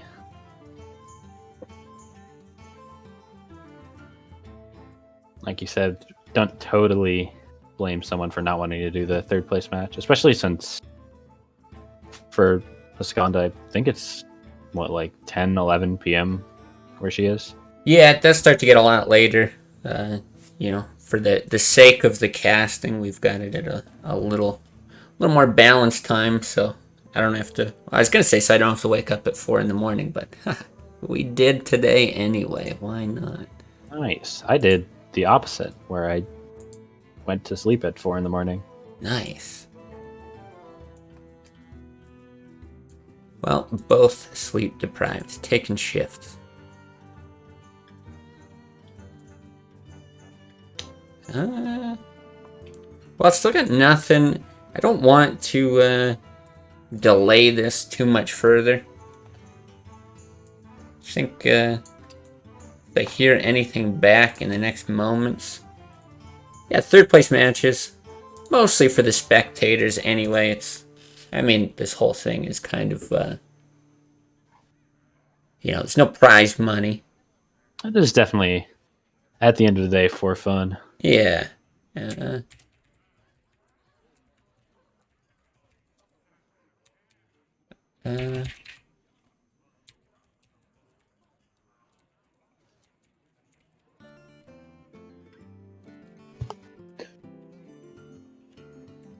Well, we'll leave it open if she just happens to want to come back, play it after the finals or something like that. But nothing on Discord, nothing in Hearthstone. I'm just going to go ahead and message Severe and Satur. I can copy. Yeah.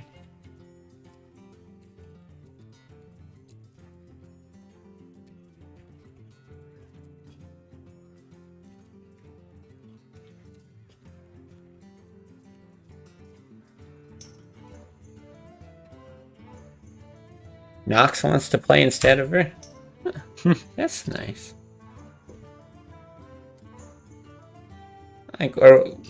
We're gonna go ahead with the finals. That's what we're gonna do.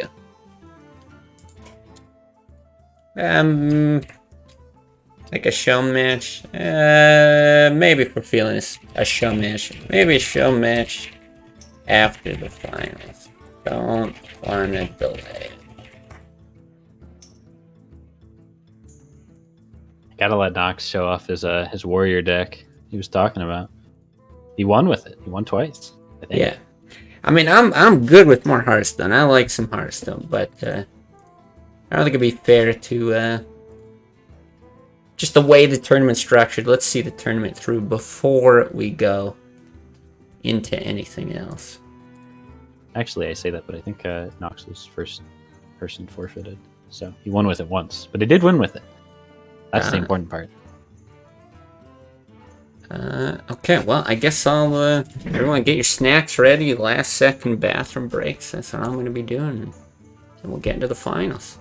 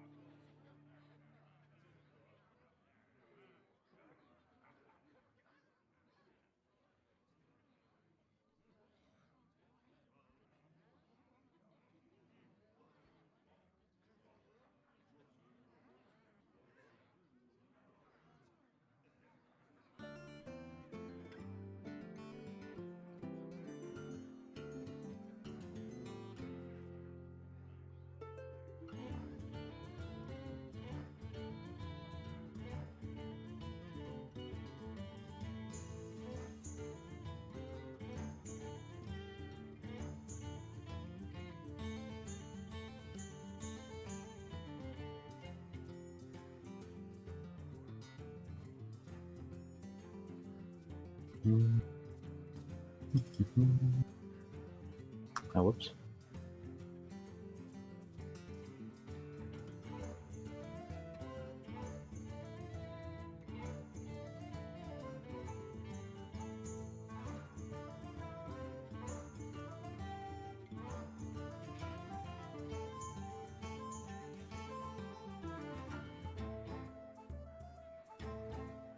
Alright, well, let's see if these players are ready, checked in, doing bans. Looks like they are checked in, at least.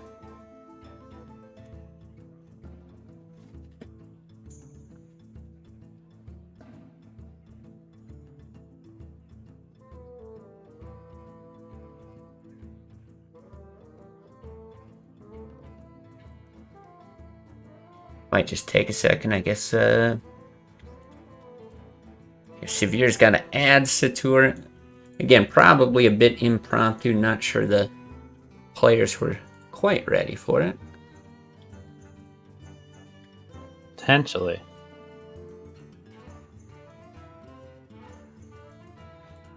But I suppose we can start at least looking at deck lists. Try to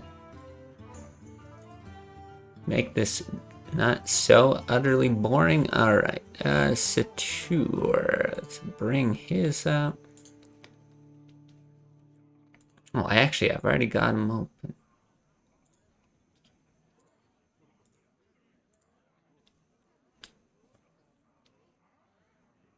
So yeah, we've got to see these decks already. This is what we're looking at from Severe. It's a bit of a reminder.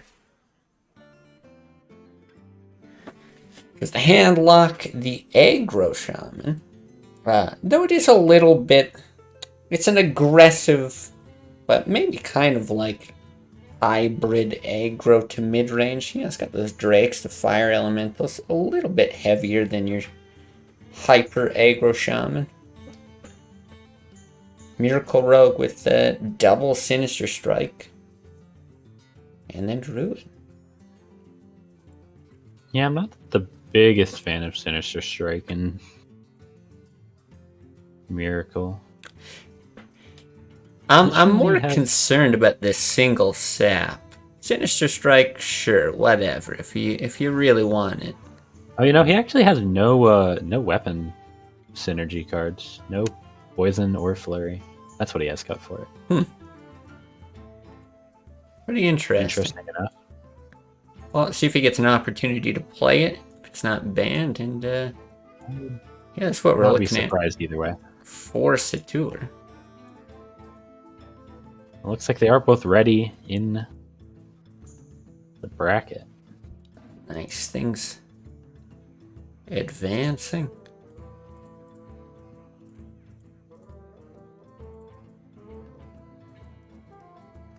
Yeah, still not seeing the bans. Boy, I guess we can speculate, theorycraft. I mean, it always seems crazy to me to not ban Rogue or Druid. Maybe not crazy, but you know, it's just so often the case. They are the two decks that kind of just win bad matchups off of how strong they are. I wouldn't say more often than not, but more often than is comfortable, I guess. Yeah. Yeah, and looking at Satur's lineup, trying to think which he might be better prepared for. But really, I don't see any like specific tech choices for either one. I think because Freeze Mage does pretty good against Rogue, maybe expect a Druid ban. Whereas Severe, I mean, maybe Severe's worried about the Mage. I guess I could see a Mage or a Druid ban on his end. The mage is pretty annoying. I think it's good. I think Freeze Mage is good into Shaman, and obviously good into Rogue. Really good into Handlock. Is it good into this kind of aggressive Shaman, though, that's got, Lava Bursts, Doom Hammer? I think it's definitely worse than it is into the slower Shaman builds. So I'm not sure. Yeah, not entirely sure either. I think any of these bans are reasonable for Severe to make. All of Satur's decks could theoretically cause problems. Obviously, the Hunter has some good matchups. Druid is Druid. Yeah.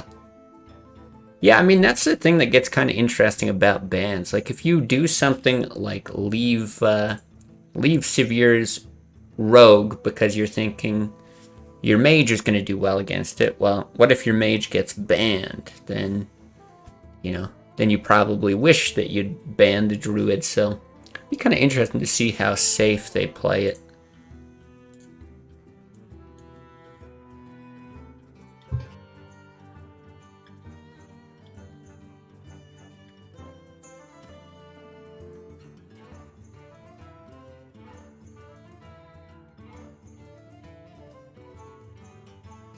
It would appear that my college football team is losing. Oh, This who is your very sad. college football team? Clemson, because I am currently attending Clemson, Oh, actually. nice. I don't mind Clemson.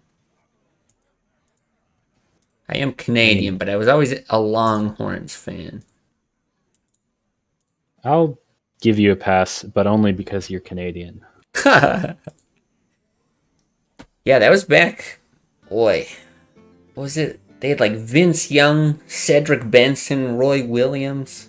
And Vince Young, who's a very good at Texas. Shame he never really panned out. Did you know Vince Young at one point played in the Canadian Football League? Did he now? Yeah, he did not have a lot of success, but played a couple of games. Well, he had a couple of surgeries at that point, I think. Yeah, I think he was pretty well done. I mean, him and who's the other one? Johnny Manziel did as well.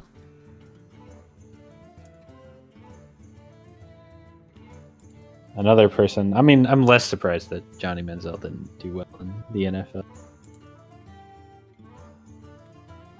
He was also pretty good in college. Yeah, that college success doesn't always translate over in, especially if you've got off the field problems.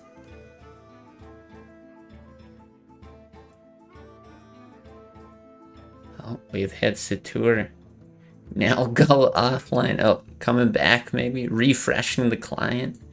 I hope that's a sign that things are getting underway. Yeah, it's hopefully a good sign. We'll see.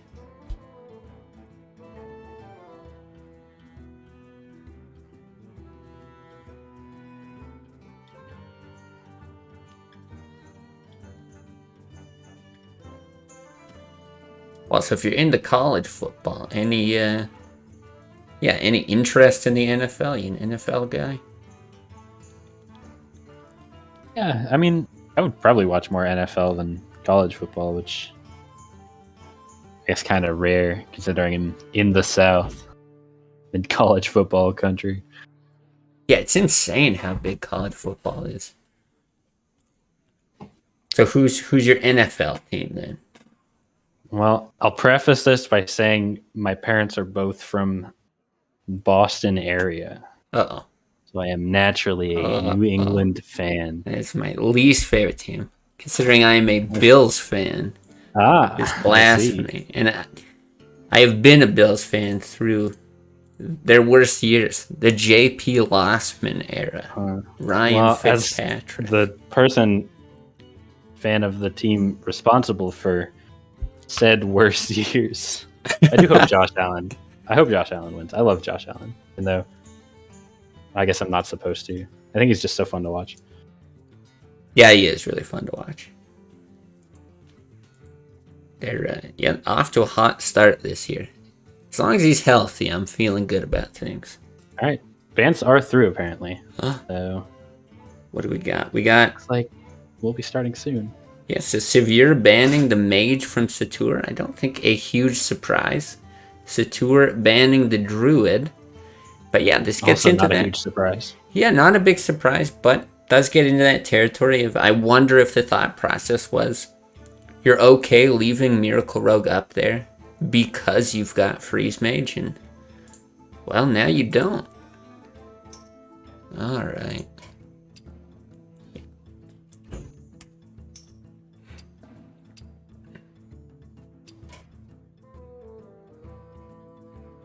Alright, seems like just about to get into it. Cannot hype it anymore.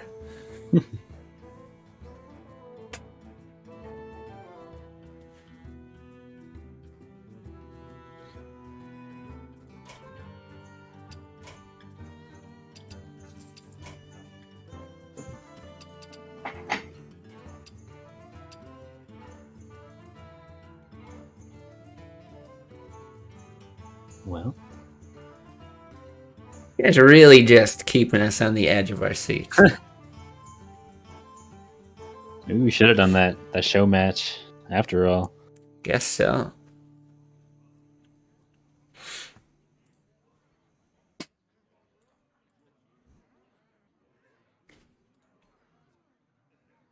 Tour is in game, it looks like. There we go. There we go. Alright, we'll have Severe on the bottom, Satur on top here. Let's see what they decide to open with. A Rogue into Hunter. Yeah, this is Watch your not entirely sure what we've agreed to call it. The mid-range-ish, control-ish hunter. I'm down with mid-range-ish. That sounds about right. I think it's probably more mid-range than anything. I think you're right. But ultimately, my those definition labels. Mid-range hunter is just, does it have high main? So, you know, maybe I'm not the authority of this. There's a Sinister Strike. We were talking about that. Yeah, I do think it's an interesting inclusion. Certainly curious why the decision to go with Sinister Strike over something like Deadly Poison. But I don't hate it upon seeing it. But curious to see what kind of value it gets here. Almost would have liked holding on to the SI there. Obviously, this is, knowing Satur has the answer. But even if you didn't know, like, it's not uncommon for Hunter to be hard mulling for Eaglehorn Bow or something. Yeah. So holding on to the SI, you could potentially use it to answer another minion. I do like this, though. Just getting the single draw off of the Buzzard, I think is enough in this matchup.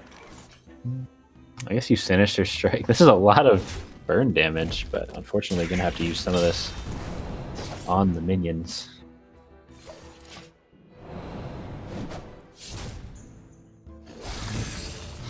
Not a great hand for either player at the moment. No, not really, but While double tracking, gonna be able to build a better hand here. I I think I like the animal companion over the freezing trap. Yeah. But it's definitely a decision. Well, and especially with as much removal as we've seen from Severe, you're probably thinking in this scenario, reasonable chance that he's not going to be able to deal with whatever comes out of that thing. But we see he does have another Eviscerate to use. And here I actually think a reasonable question is, do you companion coin hero power or tracking? I'm not sure I love any of these options, but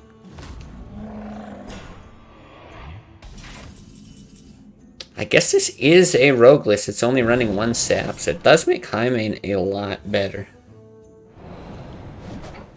Yeah. I mean, that's double Eviscerate, backstab, SI. What can he possibly have to remove this besides sap? The answer is Yeah. doesn't. Yeah, one sap and two Highmanes. Something doesn't quite add up. Looking like a one of those rogue games where you kind of just lose. It does happen. Yeah, sometimes you don't draw the cards you need. Unfortunate.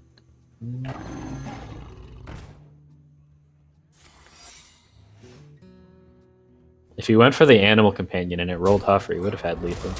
Yeah, I was just looking at that. You know what? I think that's an acceptable line as well. Yeah. Don't think there was a losing line there. Well, very nice. Snagging the first win quickly, and I think that rogue, one of the more problematic decks in Severe's lineup. So securing a win already against it. It's got to feel pretty good for Satur at the moment. So that leaves... Paladin and Druid. Yeah, Paladin and Druid. We have the option of seeing Warlock or Shaman as well from Severe.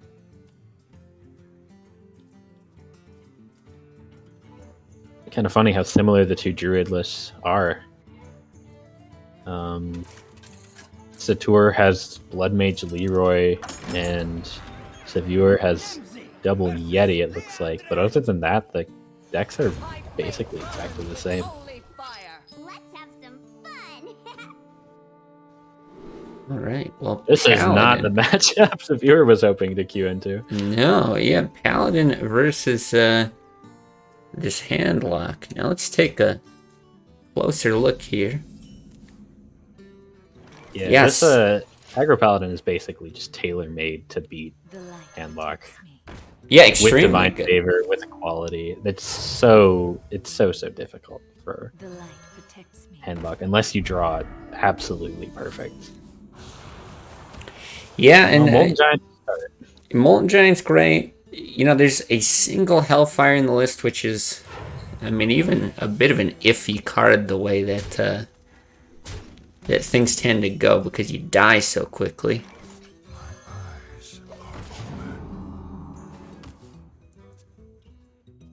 think you bother killing the 3/3. I think you just send 5 damage face. I think I like this.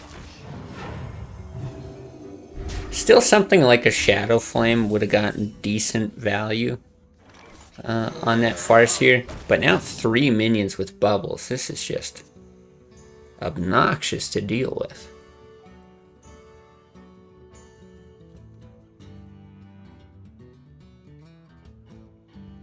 I actually think Satur, I feel like he should have been dumping his hand a little bit faster than he has been. But either way. Yeah, I wasn't entirely sure on that hero power turn. It did go a little quick, but Yeah, I'm not sure it's going to be too much of an issue. Still looking pretty solid. Yeah. Good news for Severe is he does have multiple taunt givers in his hand. It's a pretty good like Farseer taunt. And actually, drawing double Farseer is pretty close to what I was saying, the perfect hand that you really want in this matchup. Yeah, I'm looking at how to best utilize that Shadow Flame, and I have to guess the hope is that you can use it on one of the Sun Furies after providing taunt. So I wonder if this is going to be something like Mortal Coil Defender. It's reasonable.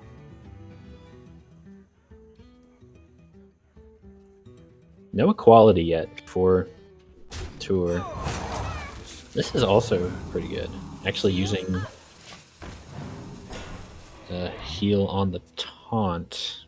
Although, technically he did lose 1 health from that, because he only healed the minion for 2, would have healed himself for 3. If you want to get really technical. Yeah, no, but that single point of health could matter. It's certainly taking a risk that there is no equality here. Still 18 cards in the deck of Satur, so not the biggest risk, but that's also a card that you would expect Satur to keep in his opening hand. So actually just a little unlucky for Satur to not have it, especially after that Divine Favor play. What I'm thinking here is you Knife Juggler Wolf Rider. If one of the knives, it's a 50-50 chance. If it hits one of the taunt minions, you can clear both of them off. Or you can just draw into Blessing of Might. That works too. This is why I'm not that's why I'm not playing, I guess. Yeah, totally calculated, I'm sure. Interesting. Hellfire does not feel good. No, and it's not enough to activate that Molten Giant either. I guess you don't need to Hellfire.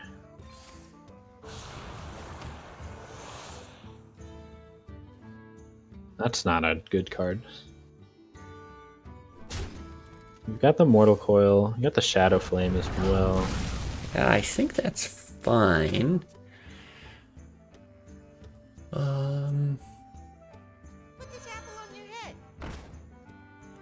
Not on my watch. So actually, little thing, you should have played the Worgen first. Because he would have been able to play around Molten Giant into, I guess this. But yeah, well, this ends up Basically, being the same mana. Would have been able to play around a taunted Molten Giant. Right, yeah, this exact play.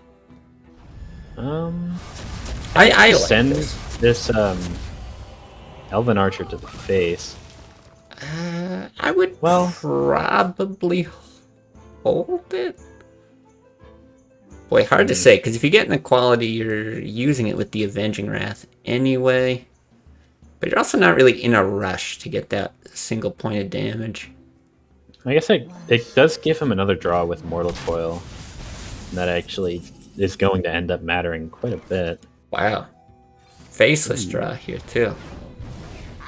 Wow. Oh my god. That, well, equality. Equality or bust. Yeah, at this point you go for the 8-4. Not only does it have taunt, but you're thinking, wow! If it gets equality, it doesn't matter if you pick the one with more health. Yeah, just draw good. I mean, it's about time. He drew like half his deck. Wait. What? Oh my god. Wait, how much damage is this? That is 17, right? Barely not enough. Oh my god. That one's a little bit more lucky, I think. No wonder they waited so long to start these matches. That was just insane. What is going on? Alright, well.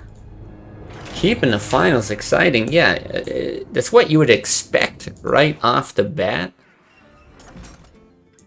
Aggro Paladin taking that matchup, but holy, I did not expect that much back and forth. Yeah, it's definitely a little bit lucky, but it is a very tough matchup for the handlock. And they drew like every taunt, every Molten Giant, both Molten Giants, both Farseers, almost everything that you could want, and still wasn't quite enough. Yeah. Alright, so here it's the aggressive Shaman versus Druid. Mid-range Shaman usually does quite well in this matchup. This one, yeah, kind of maybe like a hybrid deck or something. Not exactly sure what you would consider this, but not. I would expect it to do a little bit worse. I think the aggressive Shaman build is a little bit worse than the Druid, but I am kind of going off of matchup into a less aggressive Druid, so That's true as well. hard to say. Yeah, I will say though, from Satur's position, you know, being up 2-0, I usually hype it up the other way, like, oh, well, they've got to get a win with this one single deck, and it's not that easy, but if you have one deck in your lineup that you just need to secure a single win with, Druid's a pretty good one for that.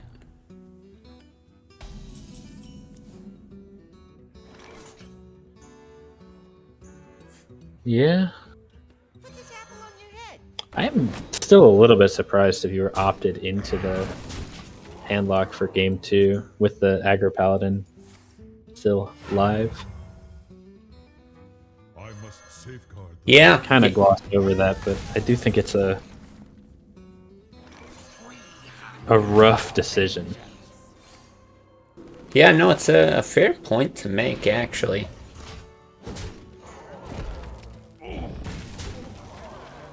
This swipe is actually going to do quite a bit. And I think you commit it here. I don't think there's a reason not to. Yeah, absolutely.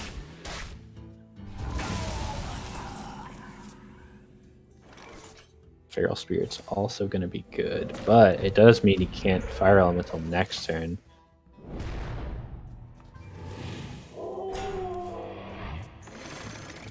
I would say looking good for Satur, I think.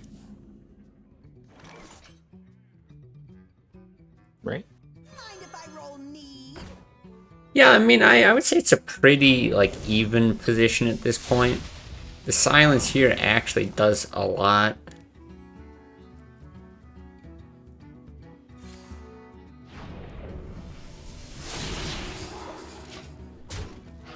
Yeah. But, you know, gonna be overloaded by 1, still able to play the Fire Ellie next turn. I really don't mind Severe Spot either. Actually, I think Satur has done enough to stabilize with all those all that removal he had in his hand. Well, and the other thing too, just knowing that there's another draw coming from the Loot Hoarder, it doesn't even need to die this following turn. You know, if we did see that Force of Nature come down to clear, that's okay. Use all 6 mana on the Fire Ellie. The following turn, you can probably kill off that Loot Hoarder. Make efficient use of your mana. We'll see how he opts to play this.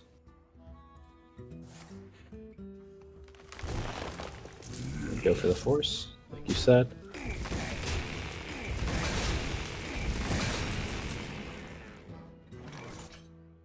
Honestly, I like just throwing 3 face here. Yeah, just send the Fire Elemental face. Might as well. Plays on curve, get a big body. Exactly. 6/5 body in this matchup is pretty good. Now, you really want an Ancient of Lore as Satur, but you're getting a little bit low. Wonder if he feels pressured to make a more defensive play. Yeah, I'm actually not sure what you can really do from this spot. I was even looking at, you know, throwing Leroy into that Fire Elemental. That's surely not correct, but it does kill it. Well, I mean, it's just a bad spot to be in. This kind of desperation play I don't think is terrible. You got 2 draws for your other swipe. Yikes, that's not what you want to see though. Well, good thing he killed it, I guess. 2, 3, 4, 5, 9. I mean, you play Flame Tongue and just push damage. Oh, I see, just deciding what to do with that loot hoarder. You just play out the whole hand. Like I don't know what you're worried about. I guess it's exactly Azure Drake Innervate Swipe because they already used the Blood Mage, and even then, that doesn't quite do enough. Well, it does. It would leave him with 2 damage on board. That's a good draw. Are you alive here? Barely. Not anymore. Never mind, yeah. Not anymore. Alright, well, Severe avoiding the wheat for now. Rounded out at 2-1. Okay, so we've got Druid still for Satur. With Shaman down, that means Rogue and Warlock. Both of which we've seen. Yeah, both decks that are capable of beating Druid. I think the Rogue is favored, and Handlock is a little bit more debatable. I think Druid Handlock is a very even matchup, just in general. Yeah. Though, yeah, I think this is pretty much based on what you were saying, what I would expect to see. I am a little bit curious how this Druid does into the Handlock, though. Seeing what I'm seeing? Yeah, those are 2 very pretty cards. Satur snagged there. Wild Earth does have very pretty art, for whatever that's worth. Well, throws one of them back. Interesting. Wow. Wow. I'm surprised. Yeah, this isn't... I don't play a lot of Druid. Certainly don't have a lot of experience in this matchup from either side. But it is possible that is just too clunky. I mean, we can see here... Boy, if you had that Innervate as well, you could Innervate the other Wild Growth. Yeah, if he knew he had the Ancient of Lore coming, he probably would have kept the second Wild Growth, but hindsight's 20/20, of course. Yeah, exactly. Well, this is awkward, because you really want to innervate a way to answer this Edwin, but you also want a way to...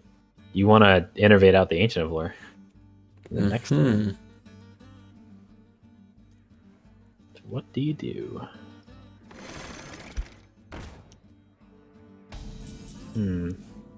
Yeah, I don't mind this.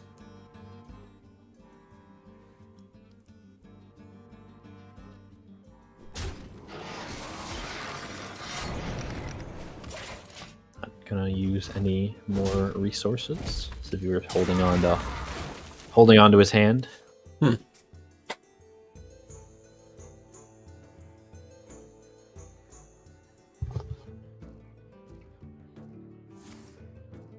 Yeah, unsurprising.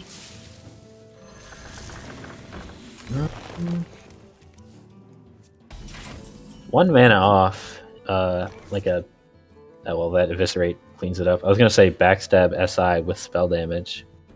1 damage off, or 1 mana off being able to get the Blood Mage out. But that Eviscerate makes things a lot cleaner, and I think that's what you go for.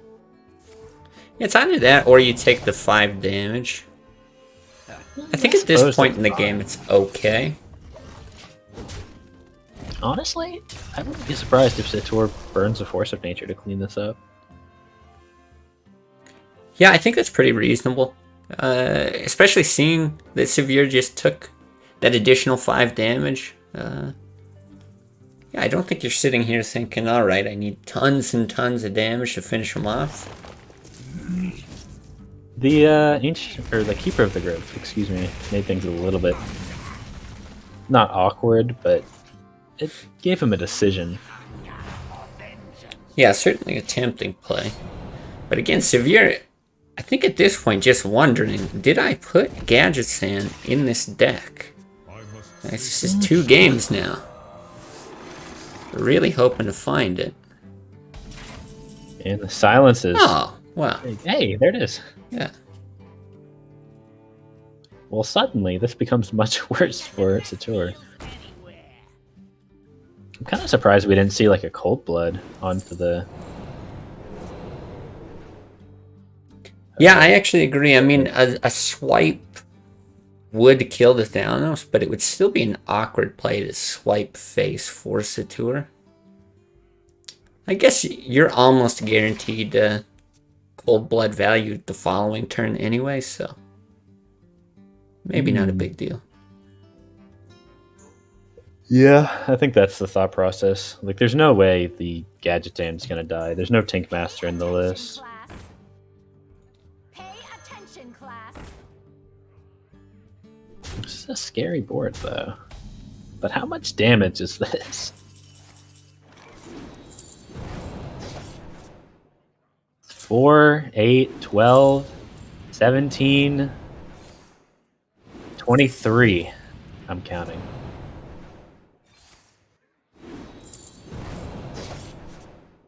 And I believe that is the damage he was missing. I think that's enough, right? Sorry, I was just looking away for a second 14, here. 16, 17, 19. 18, 19. Yeah, that's exact. With the Shiv. Right? I'm not counting wrong, am I? Oh, wait, no, he doesn't have spell damage. Yeah.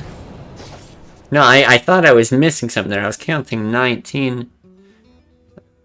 Oh, man. Is there a way he can do this? He can Shadow Step this for spell damage. Let's go. Also just gets the Sinister Strike, so would have been lethal without spell damage.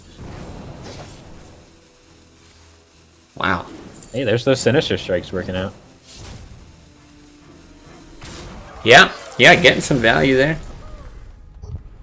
And, yeah, gonna close it out and make it 2-2. Yeah, just got word from Scanda. She's, passing up on the 3rd place game, so. Won't be playing it after this. It'll officially go to Winterborn. But hey, 2-2. Now 3. 3 is the magic number of wins to get, and 3 is how many tournaments Satur is looking to take. This would be actually pretty wild if he was able to do it. Like you were saying before, really, really skilled players come to these tournaments all the time.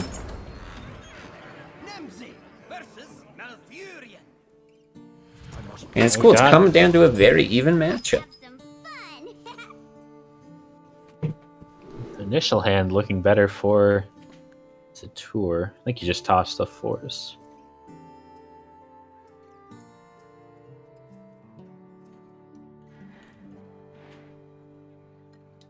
Satur's case, I actually, in matchups like this, I think I like just tossing everything that isn't a Giant or a Twilight Drake.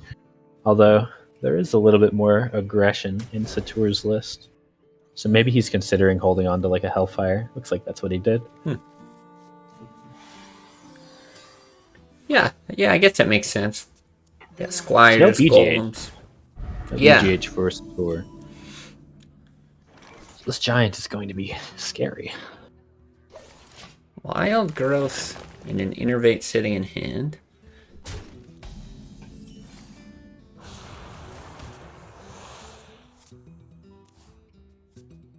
Boy, but just not, She just gotta keep her face. yeah. He's hoping this like baits the viewer into playing a Twilight Drake, but unfortunately, the Twilight Drake is not around just yet.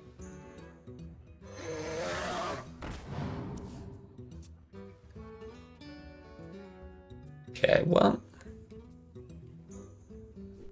Just gonna send it. I think I like that. Yeah, I could kind of see it going either way. I mean, you could take out the Farseer without losing your Soulfire as well. minions. Just gonna like clean up this board, remove any possible threat of shenanigans. And an owl discard actually kind of fine. No Sylvanas or Cairn or anything like that in this list. It's gonna get to Faceless as Giants. There's no removal in sight. Yikes. Yeah, this is where you're really hoping, you know, you have something like Teacher, Innervate, Power of the Wild. I wonder if you just Teacher, draw with Teacher the Wrath. That's what I'm thinking. Yeah, and then you get a chance for that Power of the Wild draw as well. How many cards in the deck? 21. Oh, another Hots card back enjoyer. What a good man.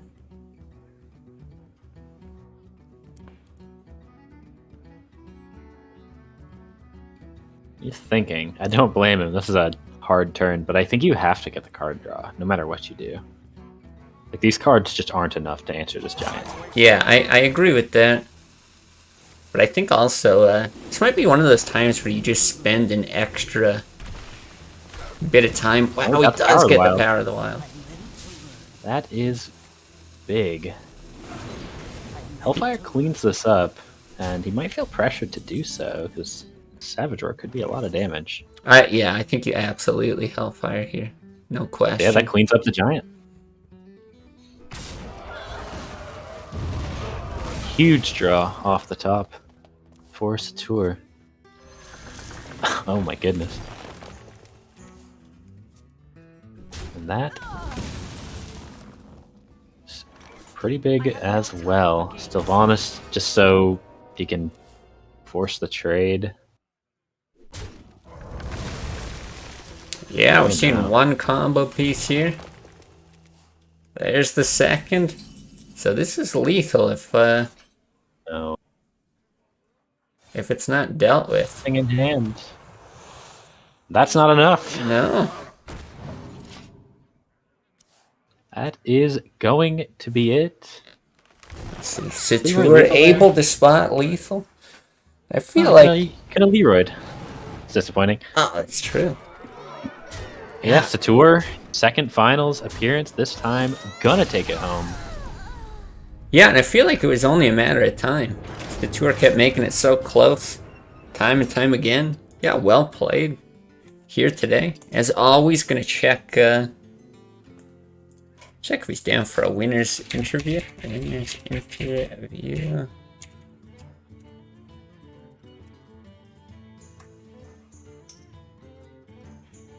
See if he wants to do it. But yeah, gonna lock Severe out of being the first three-peat.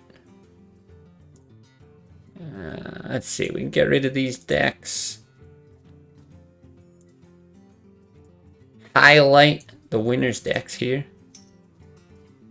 Satur's down, perfect. Oh, I gotta remember how to not be a Discord boomer. Okay, hold up. How does this work? I think I found a better way. Add friends. Yes, yes. Okay, I think we can just get it in the same call. Amazing. Look at this guy go. How does he do it? Hey, Satur, are you there? Joined by Satur. Oh, cannot Can you hear us? you. Yeah, can you hear us?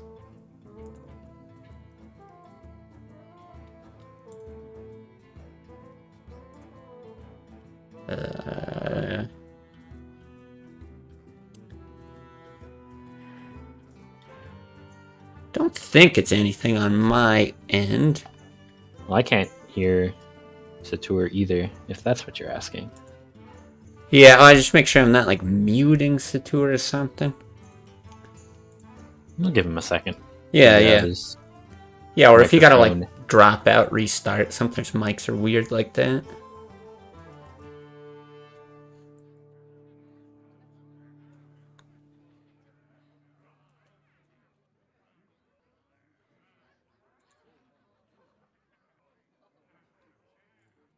Until then, yeah, you guys can enjoy the the beautiful deck lists of the winners. All these things will be like put on YouTube, but they're all in Discord as well. You just want to go and ladder with this stuff.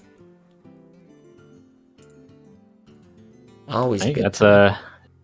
6 of 6 tournament can you hear me winners now? have brought the Oh! druid. Hey, Yep, we hey. got you. Satur. Hello. Hello. Well, first off, congrats. Thank you. Thank you. I was just saying to the audience, feel like it's about time. You kept getting Yeah, I was close saying tournament that to after tournament. myself. I was saying that to myself the entire fucking tournament. Like, it only took me 6 tries, right? Hey, well, one out of 6, still not too bad. There's what I guess Severe's the only repeat winner. So first of all, you took down, I guess the biggest favorite in the tournament. Yeah, do you want to talk us through your lineup choice? A little bit different than a lot of people's, but did really well. Well, yeah, I just wanted to target Rogue, basically. Wanted to show people that the big boogeyman Rogue is actually beatable. You just got to run the right decks, and they usually have to be pretty aggressive. So, yeah. Okay. I'm specifically curious about your Hunter list. We've seen a lot of different cracks at Hunter. Some people opting to go, like there's Crusher's Trap Hunter. Seen some different variations of Control Hunter that run like the Black Knight, things like that. And this was like somewhere in between. Were there certain, I guess, other than Rogue, matchups that you kind of had in mind when building it? I think for the Hunter, it's mainly like a comfort thing. Mid-range Hunter's always been one of my favorite decks, dating back to way back in the day. So I like that, and I like the way it performed in the last tournament. So I kind of kept a lot of the same cards, but I went kind of higher end. Typically, this is just kind of a general rule for most games, and it kind of works in Hearthstone.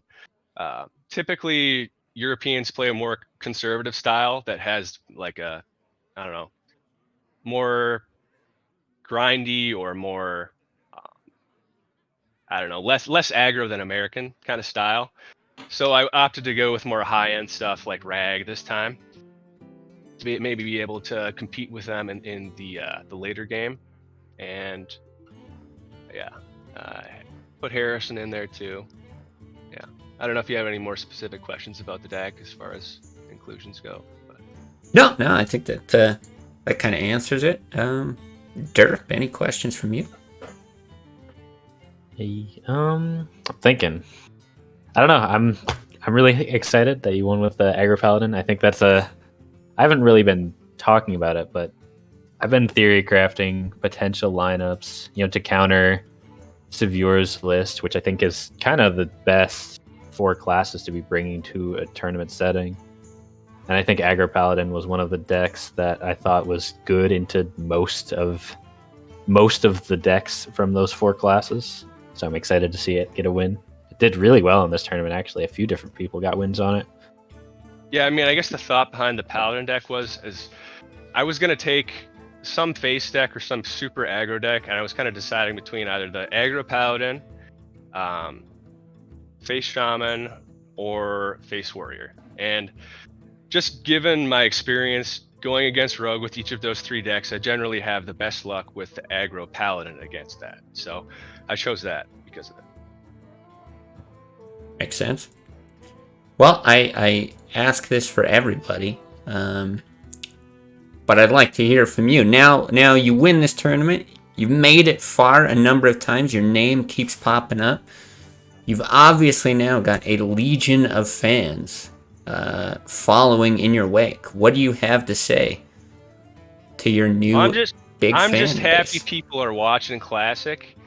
And what I want to do is ask everyone that still plays Classic to go ahead and add people after games. Don't be some BMer constantly just being a dickhead to people and then expect people to want to, talk to you after games. Add them, be nice, get other people going.